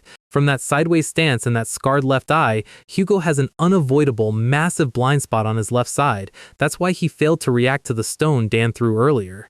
Dan grips his bat tight. If he can exploit that blind spot and land just one clean hit, he has a shot at winning this. Dan explodes forward, diving straight into Hugo's left flank. Hugo's eyes narrow. Hugo turns his torso mid-air with godly battle instincts. An attack aimed precisely at my blind spot, but as long as I know which hand holds the weapon, the path is obvious. Hugo's left elbow cracks straight into Dan's face. The eye impact shakes Dan's skull. Blood sprays from Dan's nose as he gets launched backward. Dan tumbles across the grass, losing his grip on the aluminum bat. Hugo steps forward, wiping his rapier. Remarkable physical ability, but that's all it is. A street thug with no technique whatsoever. Dan pushes himself up off the dirt, wiping blood from his chin. Hugo leaps in for the execution strike. Dan scoops Yupe a handful of rocks and dust. He spins around, throwing dirt straight into Hugo's good right eye. Cheap trick! Hugo blinks, his vision completely blocked for a microsecond. That's all Dan needed. Cyan dokkaebi flames erupt across Dan's bat. Hugo recovers his vision just in time to see the glowing cyan bat coming from above. Hugo throws his rapier straight through Dan's shoulder. The steel blade pierces right through Dan's torso, blood spraying everywhere. Hugo grins, "I'll give you credit for trying." Dan doesn't fall. He doesn't even flinch. Dan reaches down and grabs the rapier blade with H's bare hand. He traps the sword inside his own body, locking Hugo in place. Hugo's eyes go wide with pure horror. This kid deliberately took a fatal impalement just to trap his weapon. Dan spits blood straight into Hugo's face, roaring, "Finish this, Brian!" Hugo looks up. Behind him, Brian rises out of the shadows like a demon with a glowing dagger aimed straight for Hugo's throat. Cut away to a different part of the forest. Alt from Righteous Wanderers is squatting in front of a patch of grass, looking super focused. "So this is the antidote herb, huh?" Bam! Alyosha smacks him over the back of the head. "That's a weed, you idiot!" Alyosha yells at him for wasting time searching for plants in a random forest. Sarasil is over in the bushes picking wild lettuce, insisting that healthy greens might help Mary recover. Alyosha facepalms. "Like hell it will! They'd be better off visiting an herbalist in the next town." Boom. A massive shockwave shakes the trees. A thick column of black smoke rises above the canopy in the distance. Alt grips his sword handle. Looks like there are still beast tamer monsters active in the area. At the source of the smoke, Ariel is standing in a crater, panting heavily. In front of her towers a 15-foot-tall ape-like bear monster, a Wendigo. Ariel raises her staff, channeling high-tier lightning destruction magic, judging hammer off Haven. A colossal blue lightning bolt smashes down from the sky. The ground detonates in a blinding explosion. Smoke clears and the Wendigo roars. It barely has a scratch on its fur. Its magic resistance is way too high. The giant beast swipes its massive claw down at Ariel. She casts a hexagonal barrier just in time. The claw smashes against the magic shield, cracking the mana structure. Ariel switches elements instantly. Piercing frostbite! Ice spikes shoot from the ground, locking the monster's legs. Shackling blizzard! A massive freezing wave sweeps forward, encasing the entire Wendigo inside a 30-foot pillar of solid ice. The monster is completely frozen solid. Ariel drops to her knees, gasping for air. She chained way too many high-cost spells in a row, and her mana pool is completely dry. Crack. The giant ice pillar shatters into a million pieces. The Wendigo bursts out, roaring with red eyes. It raises its giant fist directly over Ariel's head. It's too late to block. Shout! A volley of steel-tipped arrows pierces the Wendigo's face. Ariel blinks. Saraswell is standing on the hill, drawing another arrow on her longbow. "Get out of there, pointy ears!" Alyosha charges in from the left, thrusting her spear straight into the beast's chest. The spear grazes the hide, drawing blood. Alyosha Tsundere scoffs. "Shh! Guess I only grazed it!" Ariel sits on the ground, completely stunned. Alt runs up, offering his hand. "Can you stand?" Ariel looks up. Alt asks where Dan and Brian are, and why she's fighting a boss monster alone. Ariel tears up, explaining that Dan and Brian went after the beast tamer, and she got lost and stumbled into this thing. Alt looks at the giant beast. "What is that thing? I've never seen a monster like that around Shiltrock." Ariel's face goes pale. "It's a Wendigo, an apex predator that only lives in the far northern tundras." Alt swallows hard, which means the three of us alone don't stand a chance. He asks if Ariel can still cast big spells, but she shakes her head. She's completely out of mana. Ariel says they should retreat immediately and ask the domain garrison for help. "With the strength we have here, we can't win." Alt looks toward the horizon. "No." There are farmhouses nearby with elderly people and children. We might be able to run away, but the villagers won't be able to evacuate in time. By the time we reach the domain and bring help, everyone will already be dead. Alt draws his broadsword with steady hands. We're staying. Ariel screams at him. What are you talking about? You won't last 3 minutes against that thing. Alt looks back at her with calm, resolute eyes. I know. There's no way we can actually stop it. But this is something someone has to stand and do. The Wendigo slams both fists onto the ground, causing an earthquake. Alyosha readies her spear stance. Then run like hell, Saris! We're not going to last long either! The giant beast looms over the 3 bronze rank hunters like a natural disaster. It roars, red eyes glowing with killing intent. Ariel looks at Alt and Alyosha standing in front of her. She sighs softly, grabbing her staff. I've got trash physical stamina anyway, I can't run fast. She tells Saris to run and call for reinforcements. Ariel grips her wooden staff tight, magic sparks flickering off her fingers. I don't know if we can pull it off, but let's give it a try. Just us! Saris is sprinting like her life depends on it, because if she doesn't find help right now, her entire party is about to become monster food. The nearest city is way too far. At this rate, she's not making it back in time. And that is when she spots a high-end luxury carriage rolling down the main road. Not just any carriage either. This thing has a golden guild crest stamped right on the door. The driver is just enjoying his peaceful afternoon ride until a frantic purple-haired archer jumps into the road screaming. She is completely out of breath, begging him to stop. The driver slows down, annoyed, and a voice from inside asks why they're stopping. The driver tries to explain, while Saris yells at the curtain that her friends are about to die in the woods. The wind catches the curtain, and a pair of red sunglasses peeks out from the dark interior. She notices the bronze hunter badge on Saris's chest, and just like that, her entire demeanor shifts. She steps down from the carriage, stating very calmly that they can't have their precious hunters getting hurt. Beside her is a tiny fox girl looking like she just pulled a 5-star gacha character. Saris can't even process who she's looking at, but she doesn't care. Help is help. Meanwhile, back in the clearing, the Wendigo is throwing a massive temper tantrum. Ariel is sweating bullets trying to focus her mana, while Alt and Alyosha throw everything they have at the beast's chest. Ariel looks up, watching her frontline get pushed back. Alyosha barely checks if Alt is still breathing, and Ariel's hands are visibly shaking on her staff. Alt admits the situation is completely cooked. Their swords aren't even scratching this thing's hide, and worse, the monster is smart enough to target their only spellcaster. They have 0 ways to break its armor. Alyosha asks Ariel if she has any actual bright ideas left. Ariel hesitates. She says she has enough mana left for exactly 1 attack spell, but the casting time is way too long. Alyosha gets that look on her face. 1 shot is all they need. They just have to buy time. Alt swallows his anxiety as the Wendigo roars and charges straight for them again. Massive claws smash into the dirt, and Alyosha leaps straight over the strike, swinging her halberd down with everything she's got. The monster doesn't even flinch. Both steel weapons strike the beast at the exact same second, while Ariel stands behind them, closing her eyes and gathering every scrap of mana left in her body. Alt's eyes go wide in total disbelief. 0 damage. They didn't even leave a scratch on its fur. The Wendigo completely ignores the front line and leaps straight over them, heading right for Ariel. Ariel tries to keep her composure while Alyosha screams for her to move, but the giant maw opens up, ready to swallow her whole. She still needs more time. The teeth are inches away. Then a red flash cuts across the sky, and the massive 15-foot polar monster is violently slammed straight into the dirt.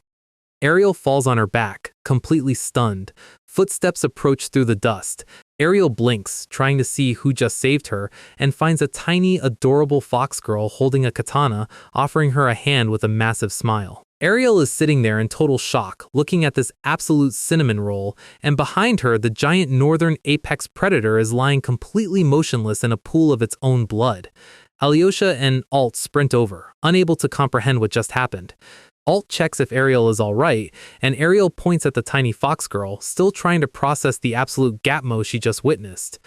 Alt starts thanking her repeatedly, and then his eyes lock onto her waist.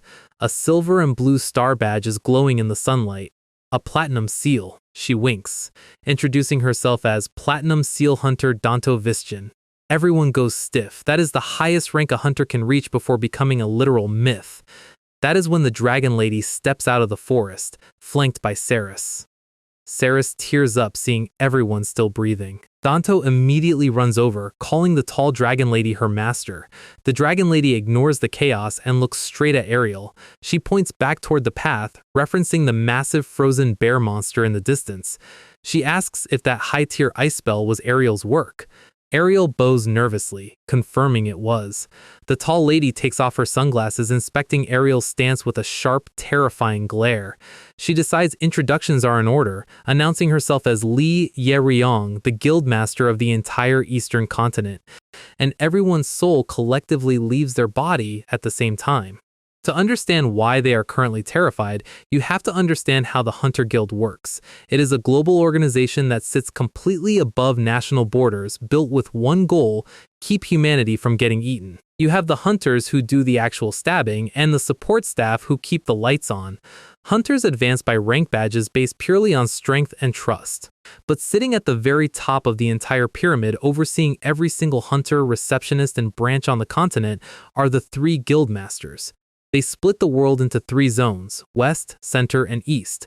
A single guildmaster holds more political leverage than most kings, and one of those 3 absolute rulers is currently standing in front of them in an open field. Li Yeryong looks at the dead monsters with an annoyed expression. A giant bear native only to the southern forests, and a polar wendigo from the northern tundra, both dying in the exact same temperate woods. It doesn't take a genius to realize someone is illegally smuggling high-tier monsters across borders. What she wants to know is how someone managed to transport creatures this large without her guild catching them. She reaches into her suit pocket, pulls out a pipe, and tells the rookies they are coming with her for a full interrogation. Alt and Alyosha look at Ariel, hoping she has an answer. Ariel looks up, trying to stay brave. She tells the guildmaster they can't leave yet, because her friends went deeper into the woods to find the beast tamers responsible. Li Yeryong pauses, blowing smoke into the air. Ariel explains that she picked up magic traces from the suspects and sent her group to intercept them. The guildmaster smiles, but her eyes stay completely cold. She asks Ariel if she had official guild authorization before launching an independent investigation. Ariel stammers, instantly losing all her confidence. The guildmaster steps closer, pointing out that investigating human suspects without approval turns a monster hunt into an international political issue. Hunters are strictly forbidden from interfering in national conflicts without guild consent.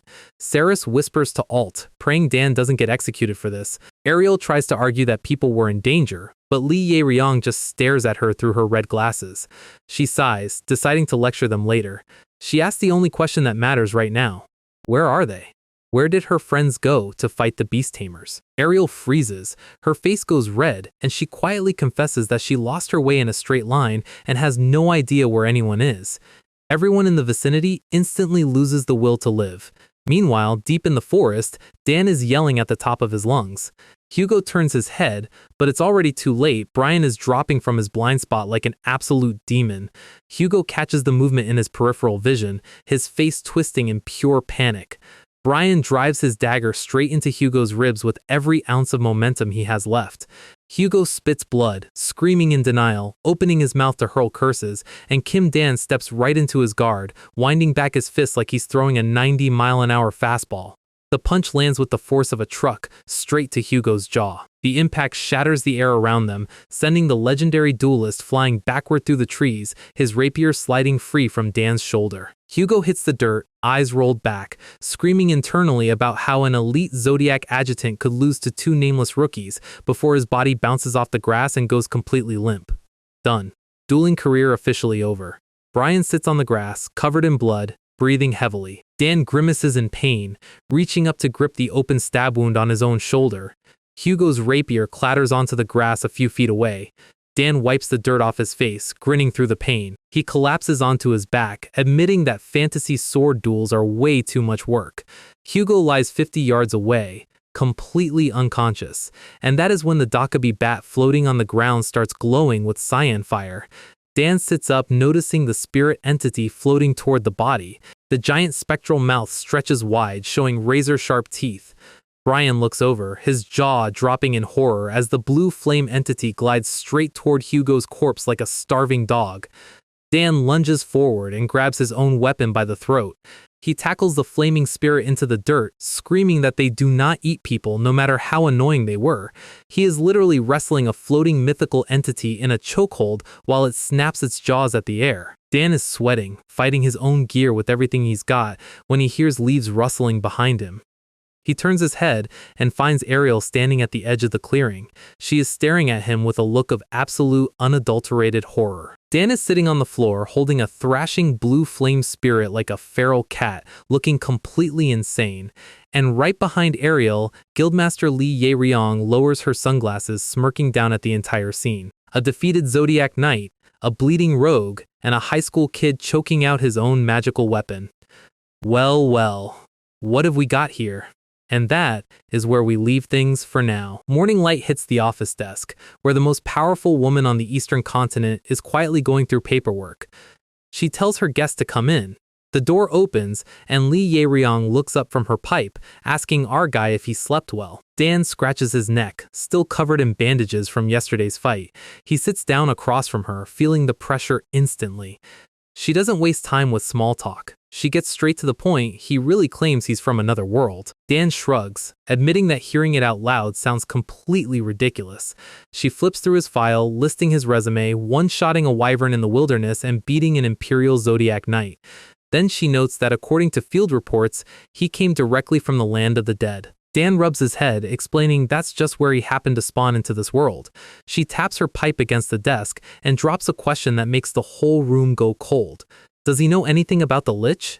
Dan's body goes stiff. He keeps his mouth shut. She watches his eyes carefully, then changes the subject, asking how long he's been registered with the guild. 10 days. He's been a hunter for less than 2 weeks. She leans back, stating that 10 days isn't enough time to build real trust. She asks why he thinks guild administration exists, if it's just to take a cut of his reward money. She gets up and leans right over his shoulder, her voice dropping an octave. She reminds him that beating up an imperial officer puts him in deep political trouble. She can make that problem disappear with a single word, but only if they're completely honest with each other. Dan stares back at her, realizing this woman reads people for a living. Cut to the inn down the street. Brian walks down the hallway, his face covered in bandages, worrying if the antidote actually worked in time.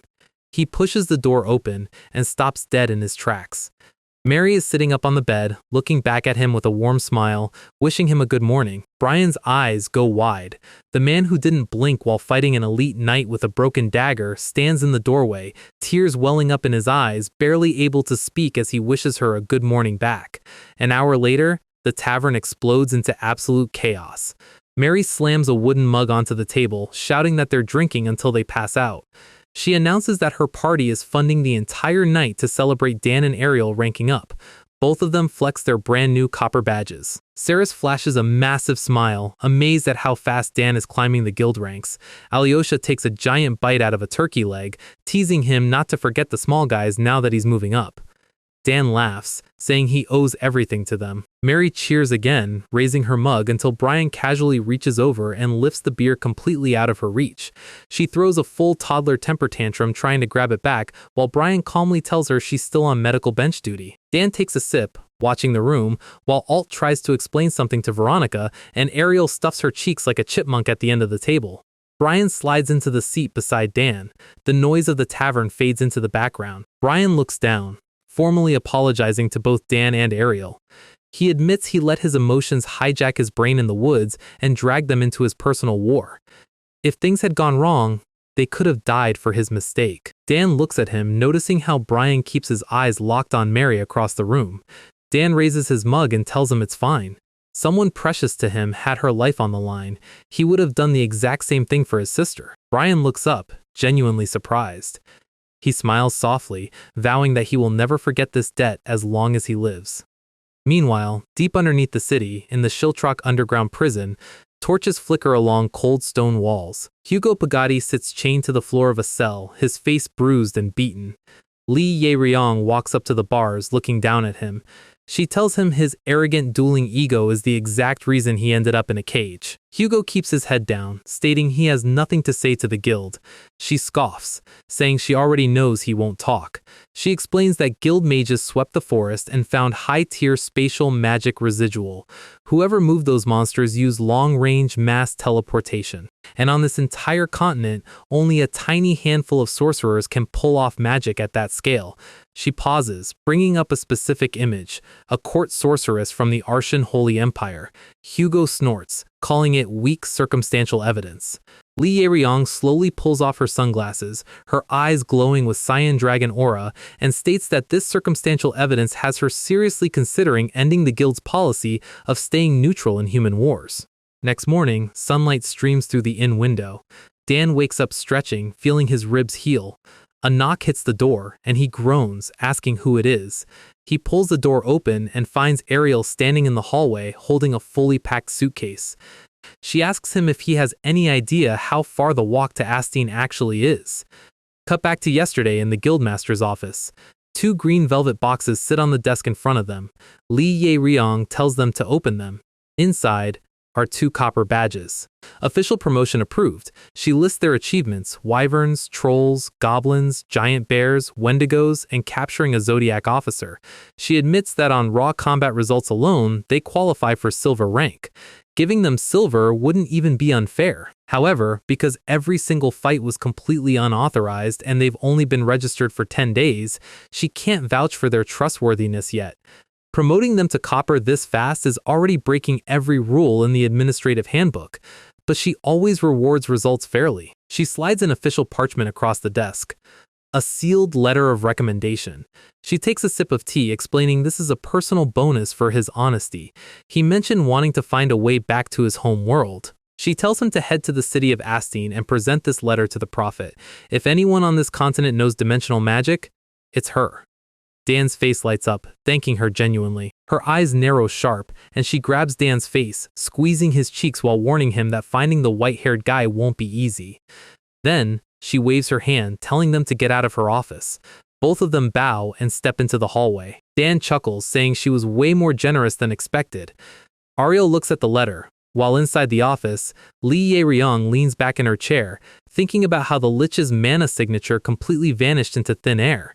She sighs, stating her workload just doubled. Suddenly, Dan's inn door gets kicked wide open. Saris bursts in crying, shouting if it's true he's leaving today. She freezes, looking at the bed. Dan and Ariel are sitting side by side on the mattress, with their bags packed. Alt runs in behind her, trying to hold her back, takes one look at the 2 of them sitting together, and stammers if they need some private time. Dan's head explodes in denial while Saris goes full dark aura behind him. 20 minutes later, the group gathers at the south gate of Shiltrock. Dan straps his spirit bat to his back, smiling at his friends.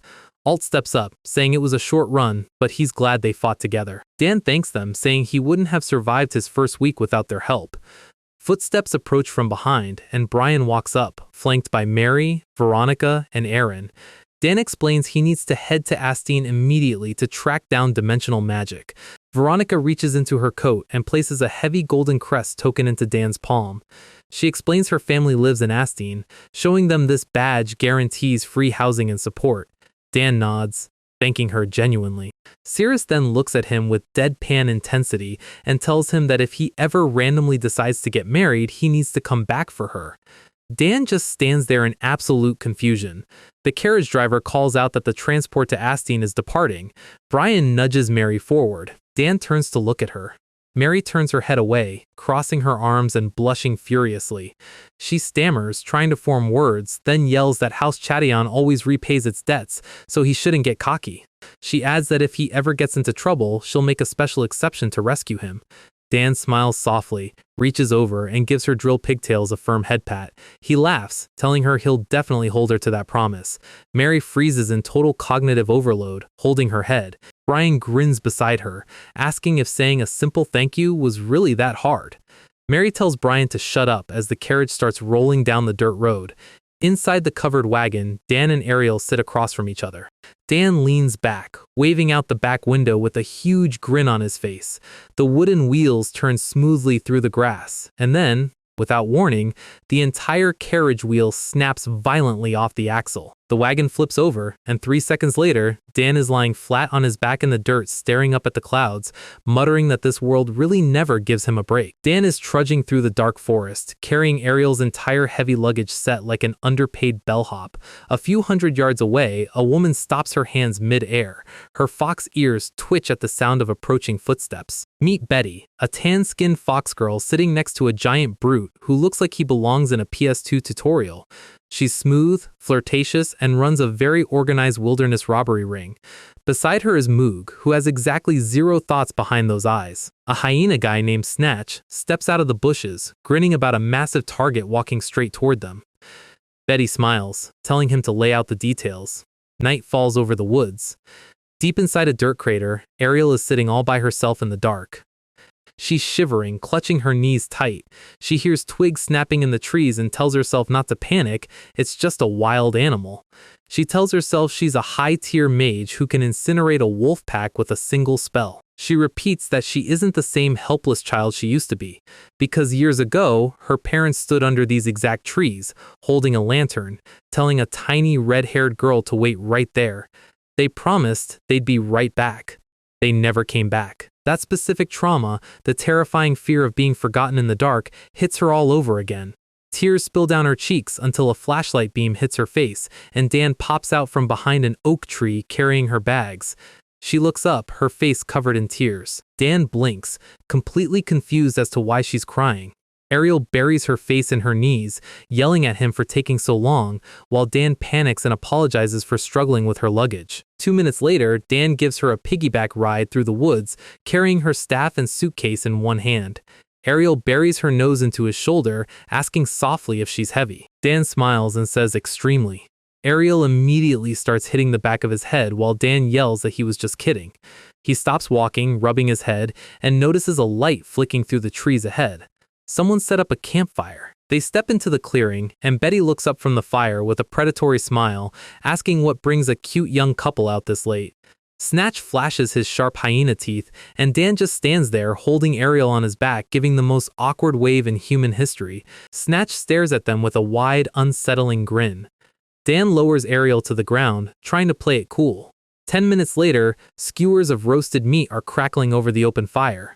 The two groups sit around the camp together. Dan thanks them politely, explaining that their carriage wheel broke and they got lost in the dark. Betty waves her hand dismissively, handing over a skewer while purring that travelers should always help each other.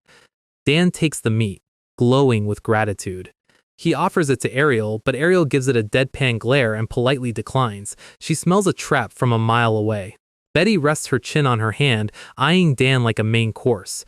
She asks if the two of them are lovers. Dan instantly waves his hands in denial, shouting that they're strictly business partners. Betty leans in close, purring that if he's single, she might just have to hit on him herself. Dan's entire face turns bright red, stuttering out of his mind while Betty laughs at his reaction. Ariel sits beside him with the most unamused side-eye ever drawn on paper. Snatch changes the subject, asking where they're traveling. Dan says they're going to Astine. Snatch asks if they're entering the famous gladiatorial tournament. Dan's eyes light up with pure shonen energy, asking Ariel if they can go watch people get punched in an arena. Ariel instantly votes no. The night carries on with casual chatter around the fire. Eventually, Ariel starts nodding off. Betty stands up, stretching her waist, and says it's time to call it a night. She tells Dan her crew will set up a separate fire 50 yards away so they can sleep in peace. Dan offers to let them stay by the warm fire, but Betty winks and says it's fine, telling them to get some comfortable rest. Dan watches the three of them walk off into the dark. Ariel sits back down, explaining basic fantasy wilderness survival logic. Sharing food with strangers is fine, but sleeping next to armed strangers is how people end up dead in a ditch. It's an unspoken rule of mutual distrust. Dan thinks about it and realizes Aries and Chloe never did that with him because they trusted him completely from day one. Ariel stands up, limping slightly as she walks to her sleeping bag. Dan catches the limp instantly. He calls her back, asking to check her injury. Ariel brushes it off, saying it's nothing. Dan points his finger, full high school varsity coach energy, stating he will be the judge of that. He grabs her foot, pulling off her boot despite her protests. He inspects the joint while Ariel blushes furiously, her face burning up. Dan checks the movement, diagnosing a mild sprain from the carriage crash. He presses near the ankle bone and Ariel yelps in pain. She yells at him to stop touching it, asking if he even knows what he's doing. She stammers out the real reason she's embarrassing herself. She's been walking all day and she's worried her foot smells. Dan stops mid-motion. He smiles, wiggles his nose, and says, "It's bearable." Ariel's brain short-circuits, and she starts flailing her hands, beating the life out of his back, while Dan screams that he was joking. 5 minutes later, Dan finishes wrapping her ankle in clean white medical bandages. He flexes his fingers, explaining he used to tape injuries every day back when he played high school baseball. Ariel stares at her neatly wrapped foot in silence. She looks at him while he sets up his bedroll. When she first met him, he seemed so clumsy and clueless, but the more she watches him, the more she realizes how genuinely considerate he is. She crawls under her blanket, pulling her hat close. She looks at the firelight flickering on his face. He insisted on taking the first watch all night so she could recover. She closes her eyes, thinking that this idiot trusts people way too easily, so she needs to stay sharp to protect him. Morning comes, and Ariel's scream wakes up the entire forest. Dan jumps off the dirt, drool on his chin, looking around in total confusion.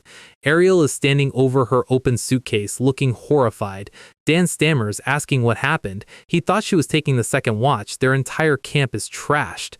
Bags emptied, clothes scattered across the grass. The 3 friendly travelers from last night are nowhere to be found. Dan's face goes pale. He actually thought they were just nice people. They got robbed clean. Total NPC behavior. Cut to a mile down the road, Snatch is tossing a heavy leather pouch into the air, grinning about the massive jackpot. Betty walks beside him, laughing about how easy it is to scam clueless rookies. Snatch checks Ariel's bag, 3,000 crowns in magic gems and gold coins. Absolute goldmine. Betty checks Dan's wallet, 70 crowns total. Absolute broke status. However, she pulls out a thick parchment with a wax seal. Guildmaster Li Ye-ryong's official letter of recommendation. Snatch doesn't recognize the seal, but Betty grins, knowing an info broker in Asteen will pay top dollar for official administrative papers.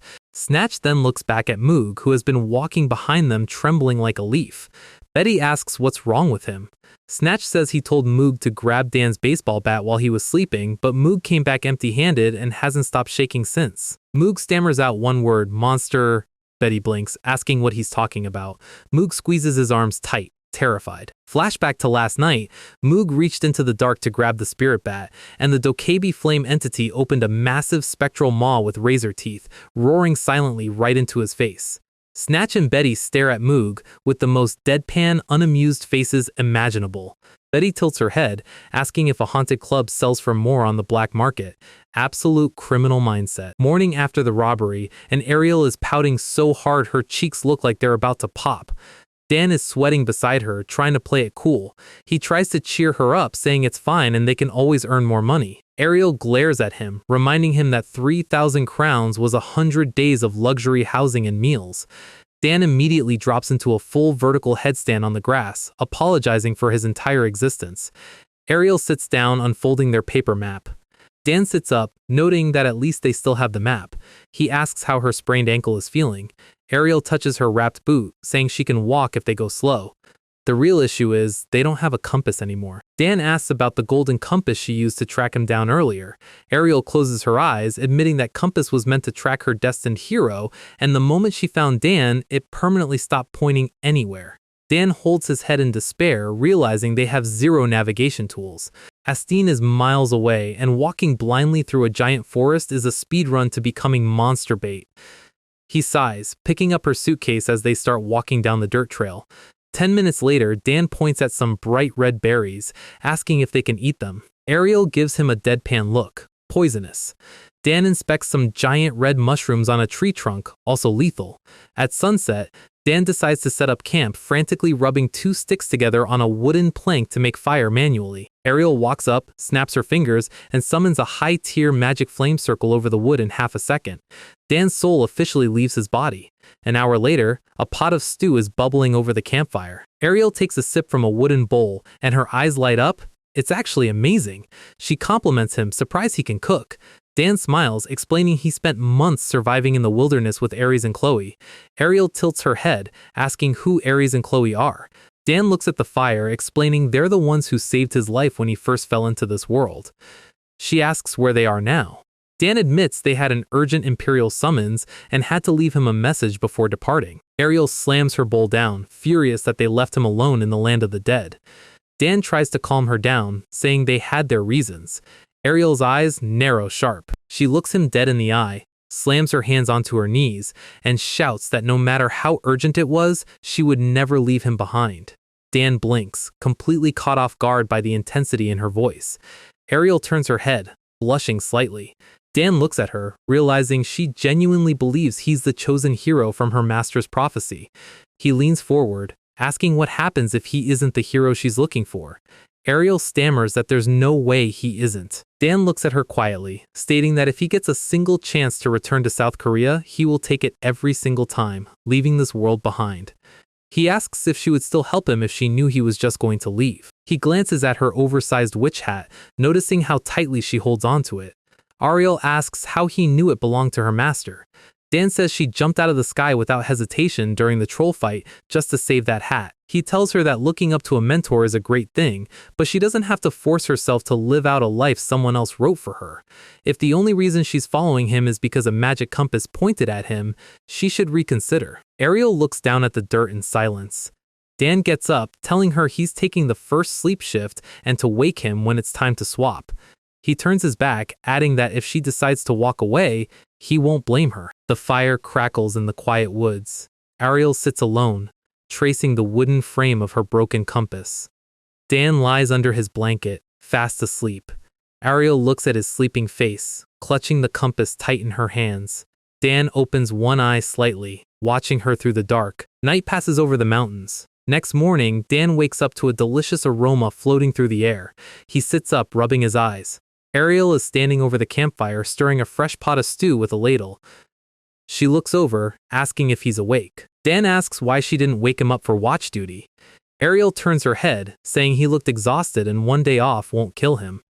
She hands him a hot wooden bowl. Dan blinks, surprised.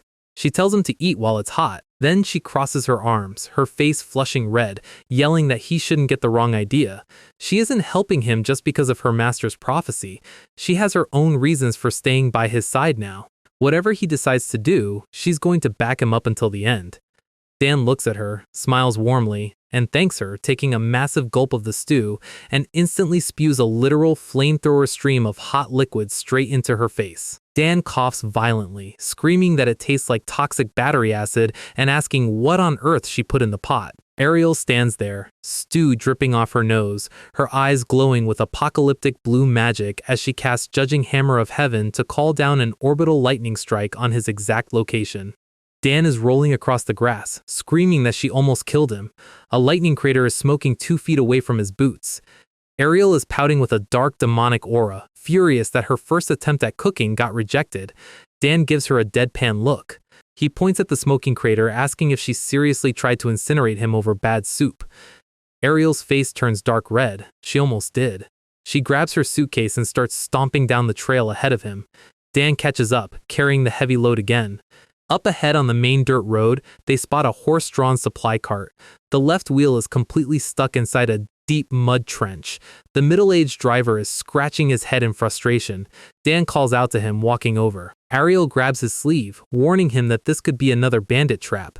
The driver turns around, relieved, asking if the young man can lend a hand. Ariel yells at Dan for being overly trusting again, but Dan just waves her off, saying not everyone in this world is a criminal.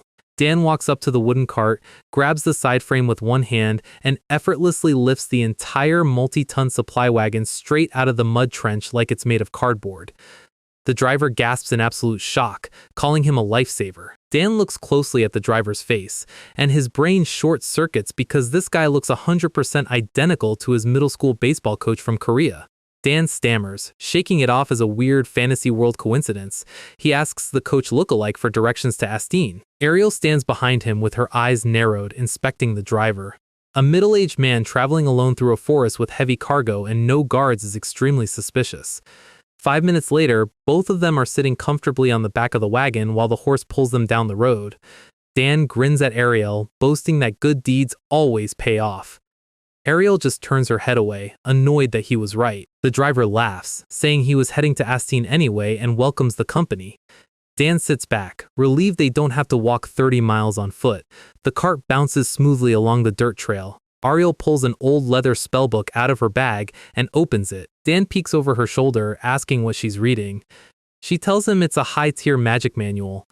Dan yawns, calling it boring, but then his eyes go quiet. He realizes that if he wants to survive in this world, he needs to learn how to channel mana properly instead of relying purely on physical torque. He sits cross-legged on the wooden planks, groaning as he tries to force mana through his knees. Ariel tells him he's doing it completely wrong and making a mess. She asks if he's ever actually felt his internal mana stream before. Dan admits he hasn't. Ariel scoffs, asking what kind of quack taught him to channel mana by squeezing his muscles. Flashback to Ares giving Dan terrible training advice in the desert. Dan sweats, lying that he taught himself. Ariel closes her eyes, sighs, and places her hand directly over Dan's chest. She explains that for someone with zero natural talent, directly transferring Archmage mana to clear the pathways is way faster. The driver looks back, sees blue magical lightning swirling around the kids on his cart, and decides to mind his own business. Ariel sends her mana stream deep inside Dan's body. And inside his soul landscape, she comes face to face with a colossal glowing cyan eye. The dokkaebi flame entity opens its spectral maw, swirling around her spirit. Ariel realizes this entity is the sole reason Dan couldn't channel his immense mana reserves. It was acting like a giant cork in his soul pathways. The entity roars, "Get lost!" trying to blast her out of his body. Ariel feels the spiritual pressure pushing back, but she doesn't flinch for a single second. She notes that this guardian entity is surprisingly strong, wondering who placed such a massive blessing on this clueless high school kid. She raises 2 fingers, declaring that she is the greatest sorcerer in continental history, and forces her Archmage mana straight through the monster's resistance. Back in reality, Dan gasps for air as a surge of raw energy violently floods his chest. Ariel pulls her hand back, completely calm. Dan clutches his shirt, sweating profusely. Sparks run through his fingers. It feels like liquid fire racing through his veins, but it doesn't hurt at all. His left eye ignites into a bright blue flame aura. Ariel smiles, saying she simply unclogged a pipe that was stuck. She congratulates him. For the first time since coming to this world, Kim Dan has officially awakened true mana channeling. The cart continues rolling down the trail, glowing with blue mana residue. The driver keeps his eyes locked strictly on the horse, praying he gets paid before these anime characters blow up his wagon. 2 days later, the landscape shifts from green forests to red rocky canyons. The driver points ahead. He tells the kids to look up. In the distance sits a massive stone fortress gate, marking the border of the Republic of Locaire, with Astine just beyond the pass. Dan looks down at his hand, clenching his fist as blue fire sparks over his knuckles. He grins, hyped that they finally made it. The cart passes through the desert canyon gap, and suddenly a heavily tattooed hand slams violently onto the wooden side of the wagon. Dan and Ariel turn their heads. A massive scarred bandit flexes his chest, displaying tribal wolf tattoos across his neck. He looks down at them, telling them to hand over every single coin and item on the cart. He bares his fangs, threatening to end their lives right here on the border. Dan and Ariel just stare at him with the most deadpan, unamused expressions imaginable, because this guy really picked the absolute worst day to try a highway robbery. We open at the border of Locamere, where the line to get through customs looks like a midnight release for a graphics card. The driver explains that crossing international borders means strict inspections, though for a trade-heavy republic, things move faster than usual. Dan looks at the crowd and thinks of Chloe and Alyosha. The wilder homeland is full of bestians. Suddenly, the guards at the gate start panicking and shouting. Dan catches a high-speed vibration in the air. Ariel senses it too. Before anyone can react, a shadow falls over the cart. A 2-meter-tall mountain of muscle covered in tribal tattoos lands on the wooden flatbed, telling everyone to get off unless they want a quick trip to the afterlife. Classic desert encounter. Dan instantly reaches for his weapon, assuming this is an unscheduled mugging, and gets ready to throw hands without taking a census. He steps up to contest the spot, only to realize this guy looks less like a mugger and more like a secret raid boss. And then the ground ruptures. A colossal sandcrawler erupts from the dirt, mouth wide open to swallow the cart whole. The massive guy does not even flinch. He turns around, winds up, and buries his bare fist right into the monster's underbelly. The shockwave launches the giant worm 50 feet into the air. Dan and Ariel are left catching flies with their mouths open. The guy lowers his arm, aura pulsing off his back, and casually turns around to tell them they can stay on the cart now. The massive monster burrows back into the sand and runs for its life. The crowd loses its mind wondering how a sandcrawler made it to the border gates, while our muscle-bound hero stands there realizing he made a terrible first impression. Dan realizes what just happened and clears his throat. "You should have said you were saving us! With a face like that, anyone would think you're a bandit!" Before the guy can argue, the dokkaebi flame spirit pops out of Dan's back like a blue ghostly mascot. The giant man freezes. Ariel screams thinking another monster appeared while Dan just grins. The blue entity flies over and literally takes a bite out of the air where the monster was. Dan casually explains that it's basically his pet. The scarred guy narrows his eyes, asking if Dan is some kind of spirit mage. Dan has no idea what that is, but Ariel immediately steps in front of him. She tells the giant to back off, striking a cute archmage pose surrounded by metaphorical flower petals. And that is when the unstoppable warrior's heart does a complete backflip. While Dan scolds Ariel for starting arguments, the giant man clutches his chest in physical pain. His brain is experiencing severe critical overload. This tiny elf girl is the most impossibly cute thing he has ever seen in his entire life. He tries to cough, play it cool, and adjust his vest like a man who isn't currently losing a mental war. Blushing through his scars, he stammers out an introduction. His name is Valter. Dan grabs his hand and gives it a solid handshake, telling him it's nice to meet him. Then Dan adds that Valter must get misunderstood a lot because of how terrifying his face is, which almost sends Valter into cardiac arrest. Ariel notices the wolf tattoo on Valter's chest. Before the awkwardness escalates, Ariel drags Dan away because their turn at inspection has arrived. The cart rolls through the gate, leaving Valter standing in the dust. He stares after them, looking like he just missed his bus. Then his expression shifts completely. He looks down at his hand, remembering the strange blue flame around Dan's bat. A massive, majestic blue spirit wolf manifests behind him, Fenrir. This guy is a Spirit King contractor, and he knows Dan is not normal. On the other side of the border, Dan and Ariel thank the coach driver for the ride. The driver waves goodbye, wishing them safe travels, and our duo finally steps onto the paved streets. They have officially arrived. City-state Asteen, the massive trade hub of Lokamir. The streets are alive with merchants, bestians, and bustling open-air stalls.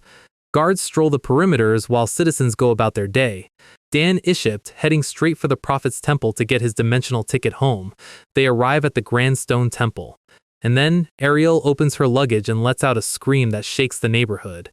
The recommendation letter from Guildmaster Li Yeryong is gone. The panther and cheetah guards at the entrance watch Dan frantically dump out his backpack. No letter means no entry. The panther guard grabs Dan by the collar and tells him to beat it. Dan drags himself down the road, realizing the highway bandits from 2 nights ago stole it along with their cash. Ariel suggests going to the local Hunter Guild to request a duplicate from the records. They walk up to the counter, and the receptionist drops the news the Eastern Branch Master is away on business, so a replacement document will take 3 months. Dan turns into a gray puddle on the floor. Ariel tries to stay positive, saying they can just rent a room and take low-level monster quests while they wait. Then Dan reminds her of one small detail. They have 0 crowns. They are homeless, broke, and stuck in a foreign country. They wander the district looking for request boards, but Asteen barely gets monster attacks, so there are no open bounties.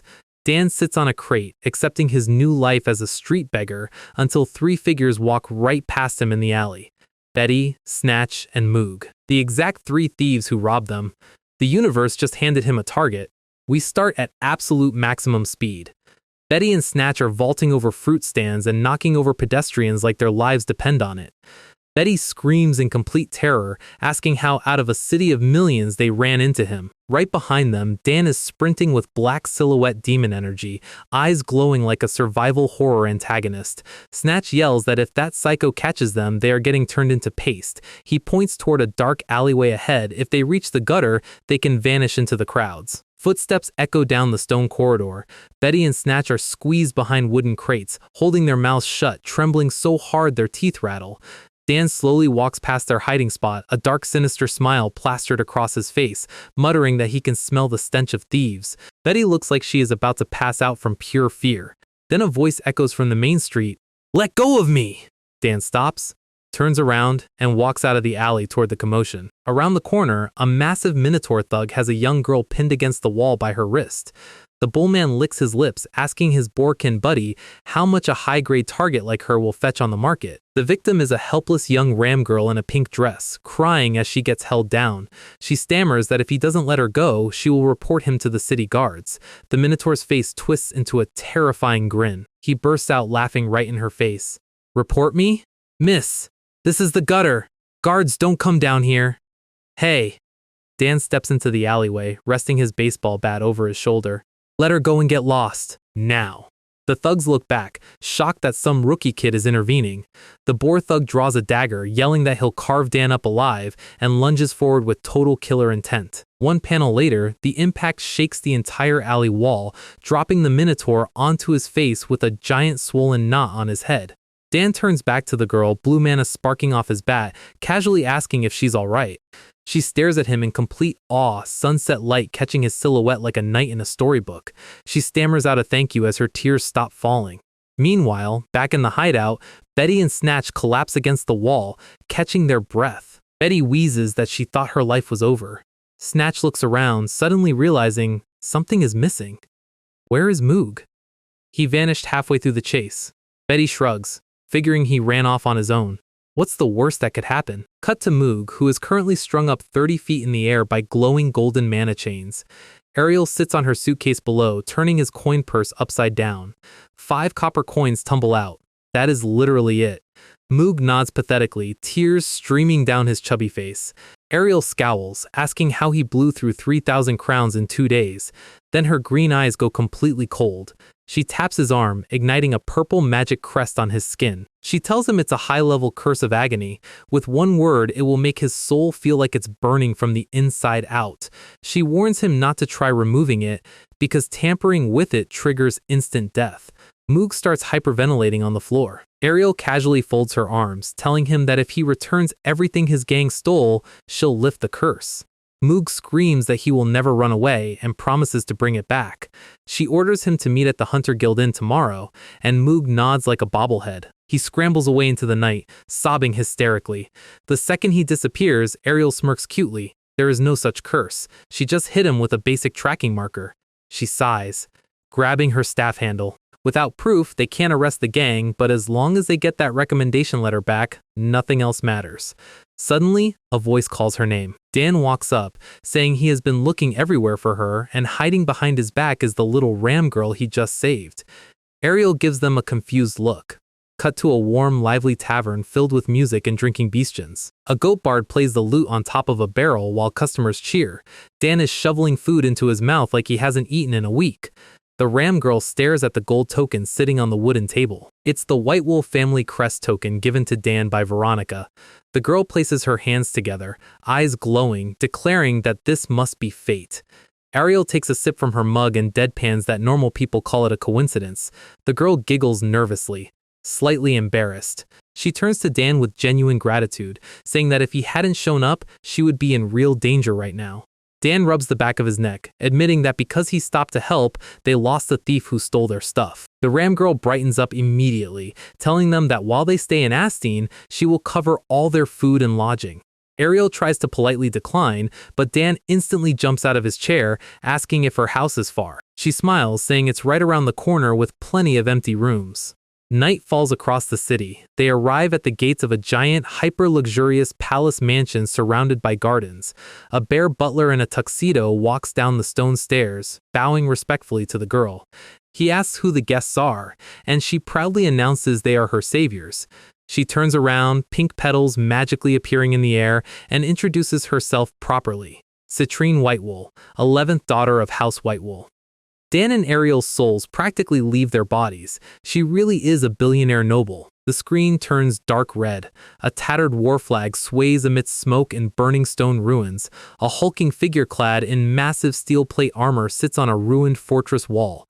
It's a giant Rambestian warrior, the commander of the 12 Zodiac's White Aries division. Court sorceress Aquinas de Calice walks up in her black dress, reporting that Adjutant Hugo Pagati has been detained by the Hunter Guild. The commander snorts, muttering that Hugo's pathetic pride finally got him caught. Then, his glowing eye narrows beneath his helmet. More importantly, who is the one who defeated my adjutant? The top military power in the empire now knows Kim Dan exists, and his next target is locked. We open inside the guest quarters of the White Wool Mansion, where the chandeliers look like they cost more than a small town's annual tax budget. The room is massive, lined with gold leaf and silk drapes. Dan is practically holding back tears because he went from sleeping on dirt to living like a Gilded Age oil baron. Citrin smiles, telling them to get a good night's rest, and Dan asks if giving them a room this ridiculous is actually fine. Ariel gets her own separate suite, looking slightly overwhelmed by the luxury. Before they can settle in, Louis the Bear Butler steps up and whispers that the matriarch wants to see them immediately. Moments later, they sit across from Marias Whitewool, head of House Whitewool. She sips her tea, noting that Dan saved Citrine in the city and aided her other granddaughter, Veronica, back in Shiltrock. Dan rubs the back of his head, saying it wasn't a big deal and things just worked out that way. Mariah smiles behind her glasses. She tells him that good deeds deserve proper rewards, offering her full backing while they remain in Astine. Dan takes the opening and asks if she can set up an immediate meeting with the prophet. Mariah pauses. Dan explains that they had a formal recommendation letter from Guild Master Li Ye-ryong, but lost it on the road. Mariah sets her cup down. She explains that even with her political influence, booking a sudden audience with the prophet without official credentials will take several months. Ariel's face falls. Mariah promises to do what she can, but tells them not to hold their breath. Dan takes the hit quietly. Another wall.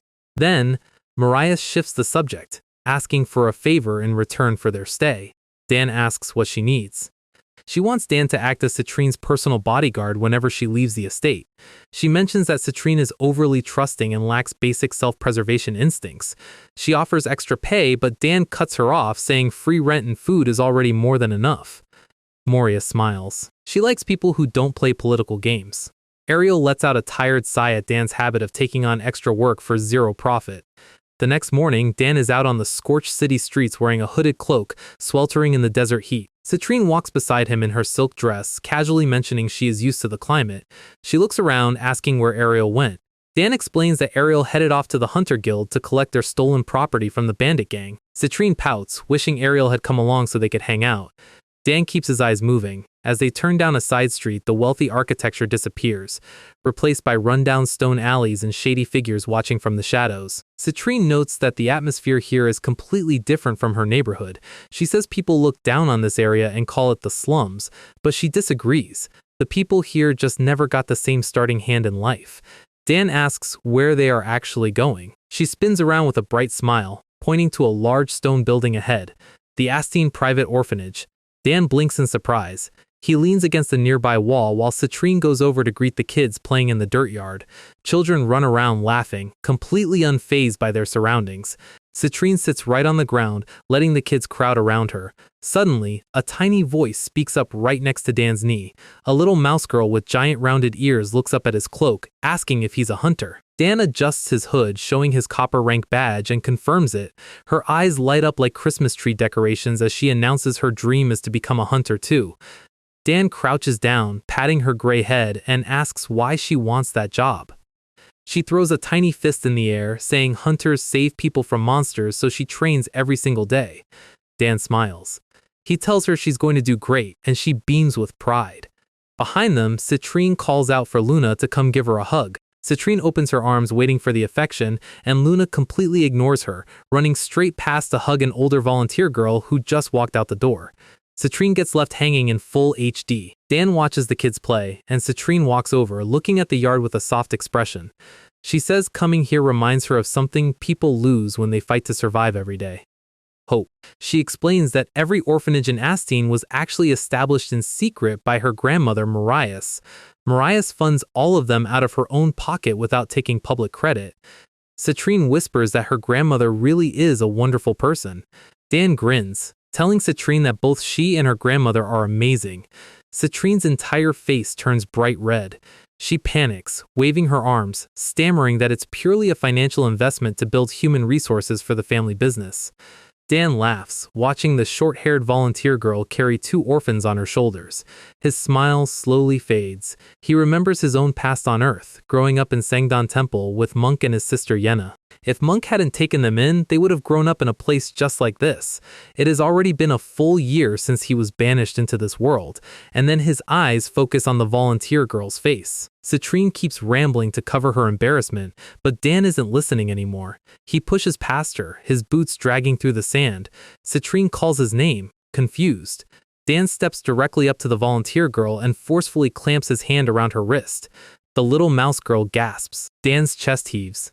His eyes are wide, unblinking, filled with absolute disbelief. The words barely leave his throat. Why are you here? Kim Yena? We drop right into Dan's memories. His life back on Earth was never easy. A young Dan stands on a playground with a bruised face, holding a stuffed bunny toy while a mother drags her crying kid away, scolding him for playing with orphans. Dan learned early that if he didn't fight back, people would step on him. He turns around to see a tiny, teary-eyed Yena clutching his shirt. He shoves the plush bunny into her hands, pats his chest, and tells her that if anyone ever picks on her again, she comes straight to him. She tackles him in a hug, calling him the best brother in the world. He had to grow up fast because nobody else was coming to save them. Later that evening, carrying Yena on his back under the sunset, she asks if he misses their parents. Dan looks up at the sky, asking how he can miss people he never even met. They walk up the stone stairs of Sangdon Temple, where Monk waits at the gate with a quiet smile. Dan yells that they're home, and for the first time, life wasn't just about survival. Maybe heaven felt guilty, or maybe prayers actually got answered, because Dan turned out to have a world-class talent: baseball. In high school, he became the star athlete, destroying national records. Teammates ask when he's going to introduce them to his little sister, and Dan shuts them down instantly. Outside the stadium gate, Yena sits on the curb in her school uniform waiting for him. Dan walks out and calls her name. He grins, asking why she's sitting there moping. She stands up, scoffing that the word moping doesn't apply to her. He asks how her math competition went, and she shrugs it off, saying it was fine. Dan points out that she's a certified genius who should be acing everything, and she roasts him for sleeping through every exam. Dan boasts that once he gets drafted into the pros, he'll pay for her to go to any top university in the world. Yena quietly tells him to stop worrying about her and focus on his own career. She can win her own scholarships. She had grown up fast too, even though Dan wanted to protect her from that. They were so close. Pro draft around the corner, financial security within reach, right before a doppelganger tore his life apart and threw him into another world. Back in reality, the girl violently slaps Dan's hand off her wrist. She steps back, drawing a dagger, yelling what the hell is wrong with him. She unloads on him, asking what kind of freak grabs a stranger like that. Dan stammers out Yena's name again, and the girl screams back, asking who the hell Yena is. Citrine runs over, trying to calm her down, calling her Reina. Dan freezes. Reina? Reina glare at him, asking Citrine if she knows this creep. Dan stands motionless as his brain catches up. He bows his head, apologizing profusely, explaining that she looks identical to someone he knows. Reina stares at him for 2 seconds, crosses her arms, and asks if he's seriously trying to hit on her right now. Dan's mouth drops open. Reina goes on a full rant about how men never change their pickup tactics, calling it pathetic to use a fake sister line in front of orphans. Dan stands there with a deadpan expression, muttering that she is aggressively not his type. He tries to explain it was a genuine mistake, and Reina smirks, telling him that if he wants to make it up to her, he can buy her dinner nearby. She turns away, blushing slightly, thinking to herself that at least he has guts. Dan's soul leaves his body at the sheer mental gymnastics he just witnessed. Meanwhile, over at the Hunter Guild Hall, Betty, Snatch, and Moog are kneeling on the floor, shaking like leaves. Ariel sits at a table, staring down at a pouch containing a pathetic pile of copper coins. She notes that the recommendation letter is gone, and they don't even have enough cash to repay what they stole. Her eye ignites with blue mana aura suffocating the room, asking if they expect her to just swallow the loss. Betty panics, yelling that the local guild raised their tribute taxes, so they're completely broke. Ariel stops. Guild taxes? She realizes these three aren't just independent street thieves, they belong to a local syndicate network. Betty tries to take it back, sweating bullets. Ariel's expression shifts into a dark, calculating smile. Snatch gulps, sensing danger. He begs for time, promising they'll steal, recruit, money from other people. Ariel glare at them, asking if their plan is really just robbing more innocent citizens. The shadow over her face turns demonic. She tells them that if they don't have cash, they are going to work it off through honest labor under her personal supervision. The thief trio realizes they just got assigned to a labor camp run by an archmage. Cut to sunset at a cozy open-air restaurant. Citrine claps her hands, asking if they enjoyed the meal. Dan wipes his mouth, thanking her, while Reina leans back, admitting the food was decent.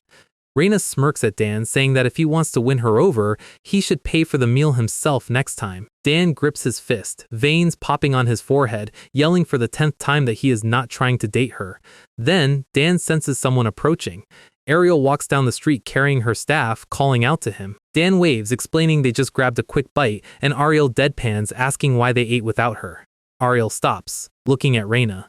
Citrine introduces Reina as a volunteer from the orphanage. Reina reaches out her hand, offering a handshake with a confident grin. Ariel shakes it politely, introducing herself. Reina stares at Ariel's face for a long moment, noting that a red-haired elf is extremely unusual. Dan asks if she knows a lot about elves, and Reina says she isn't an expert, but she has one close elf friend. Ariel's eyes narrow slightly. Before anyone can ask more, shouting breaks out down the street. A local fruit seller runs up to them, gasping for air, sweating heavily. He grabs his knees, yelling that something terrible has happened. "Miss Citrine! The children at the orphanage!" Reina's boots hit the pavement at full sprint, and Dan is right on her heels asking if she even knows where she's going.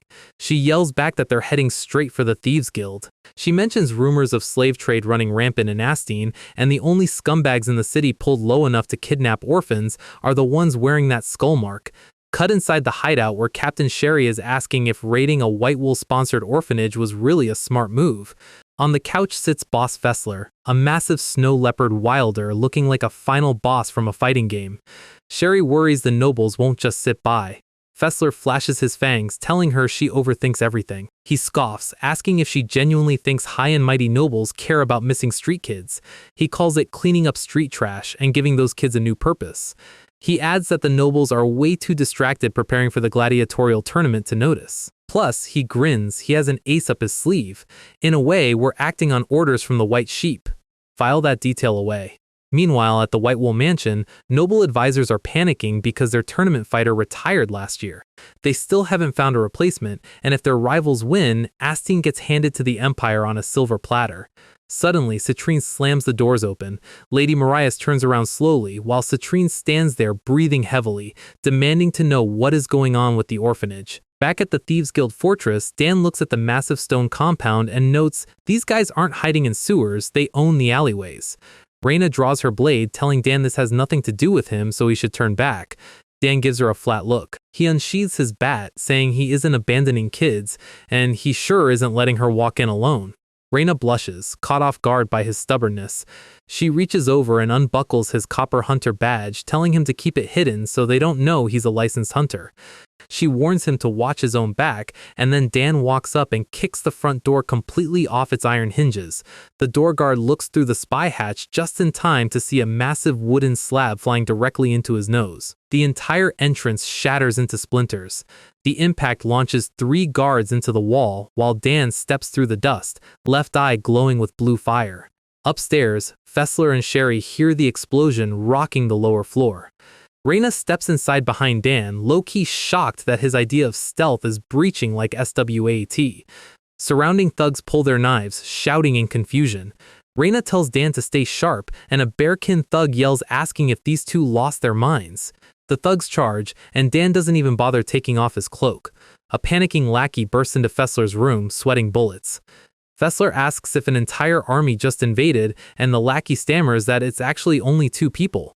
Fessler's eyes narrow.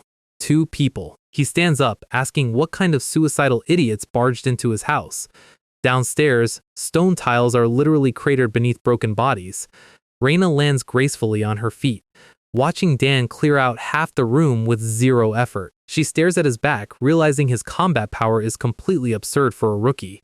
Dan looks around, noting the building is huge and searching room by room will take forever.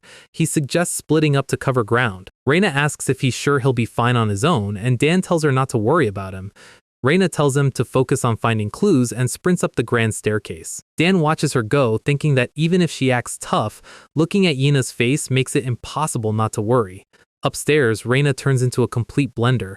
Thugs rush her, and she slices through 3 swords in a single motion. Blood splatters across the corridor as guards drop like flies. She kicks a brute through a pillar, clearing the entire hallway. High heels echo down the stone floor. Sherry draws her longsword, blocking Reina's follow-up thrust with a loud steel impact. Sherry asks if White Wool or Black Fang sent her. They lock blades, wind swirling around their feet. Sherry grins through her scar, telling Reina she made a grave mistake. Reina glares back, saying the mistake was theirs for touching those kids. Down in the dark, damp dungeons, rusty chains rattle against stone floors. Dan steps into the red torchlight, and his expression completely changes. Rows of iron cages line the hallway, filled with bruised, terrified children. Luna, the little mouse girl, is lying in the dirt, covered in cuts, weakly calling his name. Dan's pupil shrinks. Other Beastian kids press against the iron bars, trembling in fear. Next to Luna stands a massive pig-headed brute holding a blood-dripping cleaver. The pig guard turns around, drool leaking from his tusks, asking who the hell Dan is. Dan's left eye explodes into violent blue fire, aura suffocating the room as he whispers, "What the hell did you just do?" The oppressive pressure in the dungeon feels like the air turned into solid lead. The pig guard chuckles, drooling onto the stone floor, completely unaware of what he's standing in front of. Blue mana flares like a wild storm around Dan's head. The pig guard raises his bloody cleaver, complaining that the noise upstairs was annoying anyway. He steps forward, boasting that he'll make this intruder regret walking in here, and doesn't even finish the sentence. Dan moves faster than vision, swinging the spirit bat with full athletic torque right into the brute's chest. The impact crushes bone, launching the massive pig guard backward onto his spine. The pig guard groans, trying to crawl away through his own blood as Dan's shadow walks toward him, eyes completely devoid of light. The pig guard whimpers that he was just following orders, and Dan raises the bat above his head. Down comes the aluminum. Repeated strikes shatter stone as the pig guard screams for mercy. Dan's left eye glows brighter and brighter. Inside his mind, his anger isn't fading. It's boiling over. He wants to make him suffer even more. Blood drips down his knuckles as he raises the bat for another strike, a massive, demonic blue dokkaebi maw opening above him, ready to consume the guy whole. "Stop!" A tiny trembling hand grabs the edge of Dan's shirt. Luna is clinging to his hem, tears washing trails through the dirt on her bruised face. Dan stops. The blue fire recedes from his eye as he looks down at her. He snaps the iron chains off the cell door with his bare hands and tells the kids to watch their step. Heavy footsteps echo from the dungeon stairs. Dan's face softens as he looks at the orphans, asking if they can make it upstairs by themselves. He smiles gently, promising he'll clean up here and follow right behind them. Luna smiles through her tears, telling him to hurry up, and leads the kids up the stone steps. The second the last child disappears around the corner, Dan's smile instantly vanishes. Boss Fessler steps into the light, looking at his beaten guard on the floor. He taps the pig's head with his claw, calling Dan a cold-blooded bastard for pulverizing his man. Fessler sits on a stone ledge, yellow eyes glowing in the dark, smirking that he came down to see who barged in, only to find a greenhorn brat. Dan stares back with deadpan silence. Cut to another slave facility across town, iron shackles hit the floor with a loud clatter. Rescued Beastian adults thank their savior through tears. Ariel stands holding her wooden staff, telling them the path is clear so they should run. She glances around, eyes narrowing. Adult slaves are everywhere, but the kids aren't here. Behind her, Betty, Snatch, and Moog are sweating bullets, apologizing that they thought the kids were kept in this depot. They wave their hands frantically, praying she doesn't use that fake agony curse on them. Ariel sighs, closing her eyes. She remembers Reina and Dan heading for the main hideout. If Dan is there, those kidnappers are currently experiencing something far worse than a curse.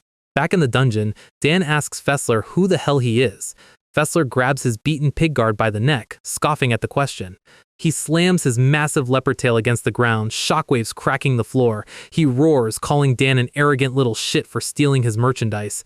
Dan's veins pop on his neck. "Merchandise?" Fessler laughs, stating that slave trade is the core industry holding Astine together. He steps forward, muscle mass swelling as his wilder aura flares red. Dan shouts back, asking if he really thought buying and selling people would be tolerated. Fessler's silhouette turns pitch black, yellow eyes burning like hot coals. He growls that the only one not tolerating things here is him. He vows to tear Dan, Reina, and every escaped kid into bloody shreds. Fessler launches forward, leaving sonic trails in the dust. He dives from above, razor claws slashing down toward Dan's neck. Dan's pitch vision kicks in, reading the trajectory in 0.1 seconds. Dan ducks underneath, claw tips missing his nose by millimeters. Fessler spins instantly, delivering a heavy backhand sweep that smashes stone pillars into dust. Dan pivots off his back foot, barely avoiding the follow-up. They trade high-speed footwork across the dungeon floor. Fessler thrusts a full power palm strike right toward Dan's chest. Fessler roars, telling Dan to focus and stop making this boring. He unleashes a 5-hit claw flurry, air tearing like paper around Dan's face. Dan weaves through the slashes, blue afterimages trailing his movement. Fessler snaps, furious that a human kid is dodging his wilder instincts. Dan's backboot hits a wooden crate. He's out of room. Fessler grins, realizing the brat is cornered against the wall. Fessler leaps high, plunging both clawed hands down with fatal speed. "Just die already!" Dan looks up, completely calm. Weight transfer. Full hip rotation. Baseball torque. The spirit bat connects directly with Fessler's jaw in a blinding cyan arc. Fessler's massive body gets launched sideways, slamming into the stone floor with blood spraying from his mouth. Dan lowers his stance, left eye bursting into an apocalyptic blue dokkaebi flame. Dark demonic aura erupts off his shoulders, smothering the entire dungeon in blue light. Dan tilts his head up with a menacing psycho smile. "What the hell are you doing? Get up already. Weren't you going to tear us all to shreds?" Inside Dan's mind, something dark and ancient is clawing its way to the surface. It isn't just anger, it's a ravenous, bottomless hunger. Pure monster instinct taking the steering wheel. Fessler spits blood onto the stones, clutching his broken jaw, swearing under his breath that this kid is dead. He looks up, and his soul instantly leaves his body. Dan is standing over him with a full-face blue flame mask, grinning like a literal sleep paralysis demon. Fessler panics, winding up a desperate right hook, throwing everything he has into a panic-driven strike. Dan doesn't even bother dodging. He tanks the blow directly to his face, blue fire absorbing the impact without his head moving an inch. Fessler's eyes widen in absolute horror. Dan winds back the bat and delivers a full torque counterstrike right into Fessler's ribcage. Fessler gets launched across the dungeon like a skipped stone. He skids through the dirt, crying internally that this makes zero sense. He digs his claws into the stones, scrambling back to his feet in a blind rage. Dan vanishes from sight and reappears right in his personal space, driving a fastball punch directly into Fessler's throat. Fessler's head snaps back, blood flying across the walls. He tries to swipe back with a desperate claw slash, but Dan duckweaves under the trajectory like he's reading the fight in bullet time. Another upward bat swing catches Fessler right under the chin. Fessler gets flipped upside down in midair, mind completely breaking down. He screams in his head, how is a top-tier wilder losing to a teenager with an aluminum stick? In pure desperation, Fessler decides to stop playing Melee. Wilder mana ignites between his palms, gathering into a massive orange fireball. He hurls a giant fire meteor straight at Dan's face. Dan doesn't even blink. The fireball detonates in a massive flame explosion, blowing out the dungeon walls. Outside, the entire street shudders. Reina stops in her tracks, hearing the boom echoing from below. She worries the thieves planted explosives to destroy the evidence. She finishes off the last remaining guards with a quick slash, rushing toward the courtyard to secure the kids. Back in the dungeon, black smoke fills the room. Fessler spits a mouthful of blood onto the floor, wheezing heavily on one knee. He grunts, admitting Dan's physical stats were impressive, but brags that he's an elite wilder who can wield elemental magic. He flashes his fangs, laughing that Dan should have researched his opponent before attacking. He stands there holding another fireball, telling Dan not to expect a painless death, and then heavy footsteps crunch through the burning embers. Out walks Dan. Not a single scratch on his clothes, not a single burn on his skin. Fessler's jaw literally drops to the floor. What kind of monster is this guy? Dan tilts his head, blue mask burning brighter than the flames behind him. Fessler snaps, hurling a concentrated fire beam straight at Dan's chest. A torrent of nuclear orange flame engulfs the hallway. Dan's left eye flashes. He winds back his bat and literally swings into the fire beam, deflecting the entire magic blast right back into the ceiling. The explosion blows the roof completely off the building. Fessler stares at his own hands, his brain officially short-circuiting. Dan casually strolls through the crater. Fessler stammers, attack magic is supposed to explode on impact, not get hit like a home run derby pitch. Dan tilts his head, deadpanning, Is that all you've got? Fessler takes a step back, sweat pouring down his fur. Dan asks if all that tough talk about tearing people to shreds was just a bluff. Fessler's wilder instincts scream at him that he is about to get eaten alive. He raises his hands, backing away, pleading for time. Wait! Take the orphans! I won't go after them! Why don't we just call it quits? Dan lifts the bat. Too late. Fessler lets out one last profanity-laced scream, and a pillar of blue dokkaebi mana erupts through the entire floor, obliterating the rest of the compound. Outside, Reina is gently placing a bandage on Luna's bruised cheek. She asks if she's hurt anywhere else, and Luna beams with a big smile, saying Mr. Dan saved everyone. Reina looks back at the stone gates, wondering why Dan hasn't come out yet. Luna gets quiet, looking at the floor. Reina stands up, saying she's going back inside to look for him, and the main building behind them literally detonates into a volcanic eruption of blue fire and stone debris. Shockwaves blow Reina's hair back. She shields the orphans from falling rocks, staring into the smoke. Her eyes go wide. Blue flames swirl amidst the burning wreckage. Luna covers her face in fear. Out of the inferno walks a lone silhouette, dragging Fessler's unconscious, bloodied body by the nape of his neck. Dan stands in the ashes, full dokkaebi mask active, aura smothering the entire street in dark menace energy. Reina can only whisper his name in pure terror. Reina pulls Luna behind her leg, staring at Dan like she's looking at a natural disaster. Inside Dan's head, the dokkaebi spirit entity is roaring at full volume. Devour him! Sate this endless hunger! Dan raises his fist above Fessler's throat, ready to execute him on the spot. Reina can't even move. The sheer pressure in the air is crushing. Stop, Dan! Ariel lands in the crater, staff in hand, breathing heavily from running across town. She takes one look at Dan's flame mask and gasps. She looks at the completely leveled neighborhood, asking if he caused all this destruction. Dan turns his head slowly, blue eye glowing with zero human recognition left inside. Ariel realizes what happened. When she forcefully unblocked his internal pathways back on the cart, his mana became unstable, triggering a spirit takeover. Dan takes a step toward them, blue aura flaring like a dragon. He lunges forward, swinging his clawed hand at blinding speed. He has completely lost control. Ariel slams her staff onto the ground, knowing she has to restrain him before he levels the city.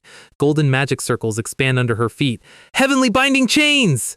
Thick golden holy chains erupt from the ground, wrapping tightly around Dan's torso and arms. The spell slams him into the dirt. Dan grinds his teeth behind the mask. He flexes his back muscles, and the golden chains start creaking under raw physical torque. Ariel grit her teeth, pouring Archmage mana into the spell. Dan lets out an inhuman roar and literally shatters the holy binding chains like dry twigs. Golden shards explode into the air. Ariel's face turns pale. He just brute forced an Archmage's high-tier sealing spell with raw muscle. Dan leaps straight at Ariel, clawed hand outstretched for a lethal strike. Ariel freezes, and Reina vaults over her shoulder, drawing her blade with a blinding flash. Dan's strike hits the stone ground, blowing open another 10-foot crater. Reina lands smoothly, asking if Dan normally goes demon mode like this on Tuesdays. Ariel shakes her head, still trying to process his power. Reina adjusts her grip, noting that if they don't stop him now, there won't be a city left to save. Ariel looks at Reina in surprise. Reina asks if Ariel can cast those binding chains one more time if she creates a clear opening. Ariel stares at Reina's back, wondering how an ordinary orphanage volunteer is tracking berserk movements at this level. Dan charges again, stone exploding beneath his boots. Reina slides underneath his swing, high heels carving through dust. Ariel drops a shockwave barrier to deflect the flying debris. Reina realizes she can't hold back anymore, time for rough methods. She draws her sword, holding it vertically in front of her face. Blinding white lightning erupts along the steel edge. White lightning sword! She transforms into a beam of pure holy thunder, blitzing straight through Dan's defensive aura. The electrical shockwave strikes Dan's nervous system, paralyzing his internal mana flow for 2 seconds. Reina yells, "Now! Ariel!" Ariel slams her staff down, summoning a double layer of heavenly binding chains. Golden links wrap tightly around Dan's neck, arms, and legs. The holy mana neutralizes the dokkaebi entity. The blue flame mask cracks and shatters into dust. Dan's eyes go blank, and he collapses onto the ground, completely unconscious. Target secured. Footsteps approach from the main street. Citrine runs into the ruined courtyard, flanked by white wool estate guards. Reina sheathes her blade, giving a calm nod. Ariel catches her breath, resting against her staff. The guards look around at the flattened Thieves' Guild. completely speechlessly standing in front of two girls who just wiped out an entire criminal syndicate. The next morning, sun shines bright over the grand temple of the Prophet of Astine. News scrolls spread like wildfire across the city. House Whitewool wipes out Thieves Guild and frees kidnapped citizens. Guards outside the temple gossip about rumors that Whitewool hired high-ranking foreign mercenaries. Heavy boots step onto the stone stairs. A Cheetah King guard steps up, asking the purple-haired intruder state her business. Reina walks up with a relaxed smile, saying she's here to pick up her master. The guard asks for official identification before letting anyone enter sacred grounds. Reina sighs, realizing she actually has to use it. She reaches into her collar and unclips a gleaming star crest badge. Platinum Seal Hunter Reina. The cheetah guard's eyes almost pop out of his skull.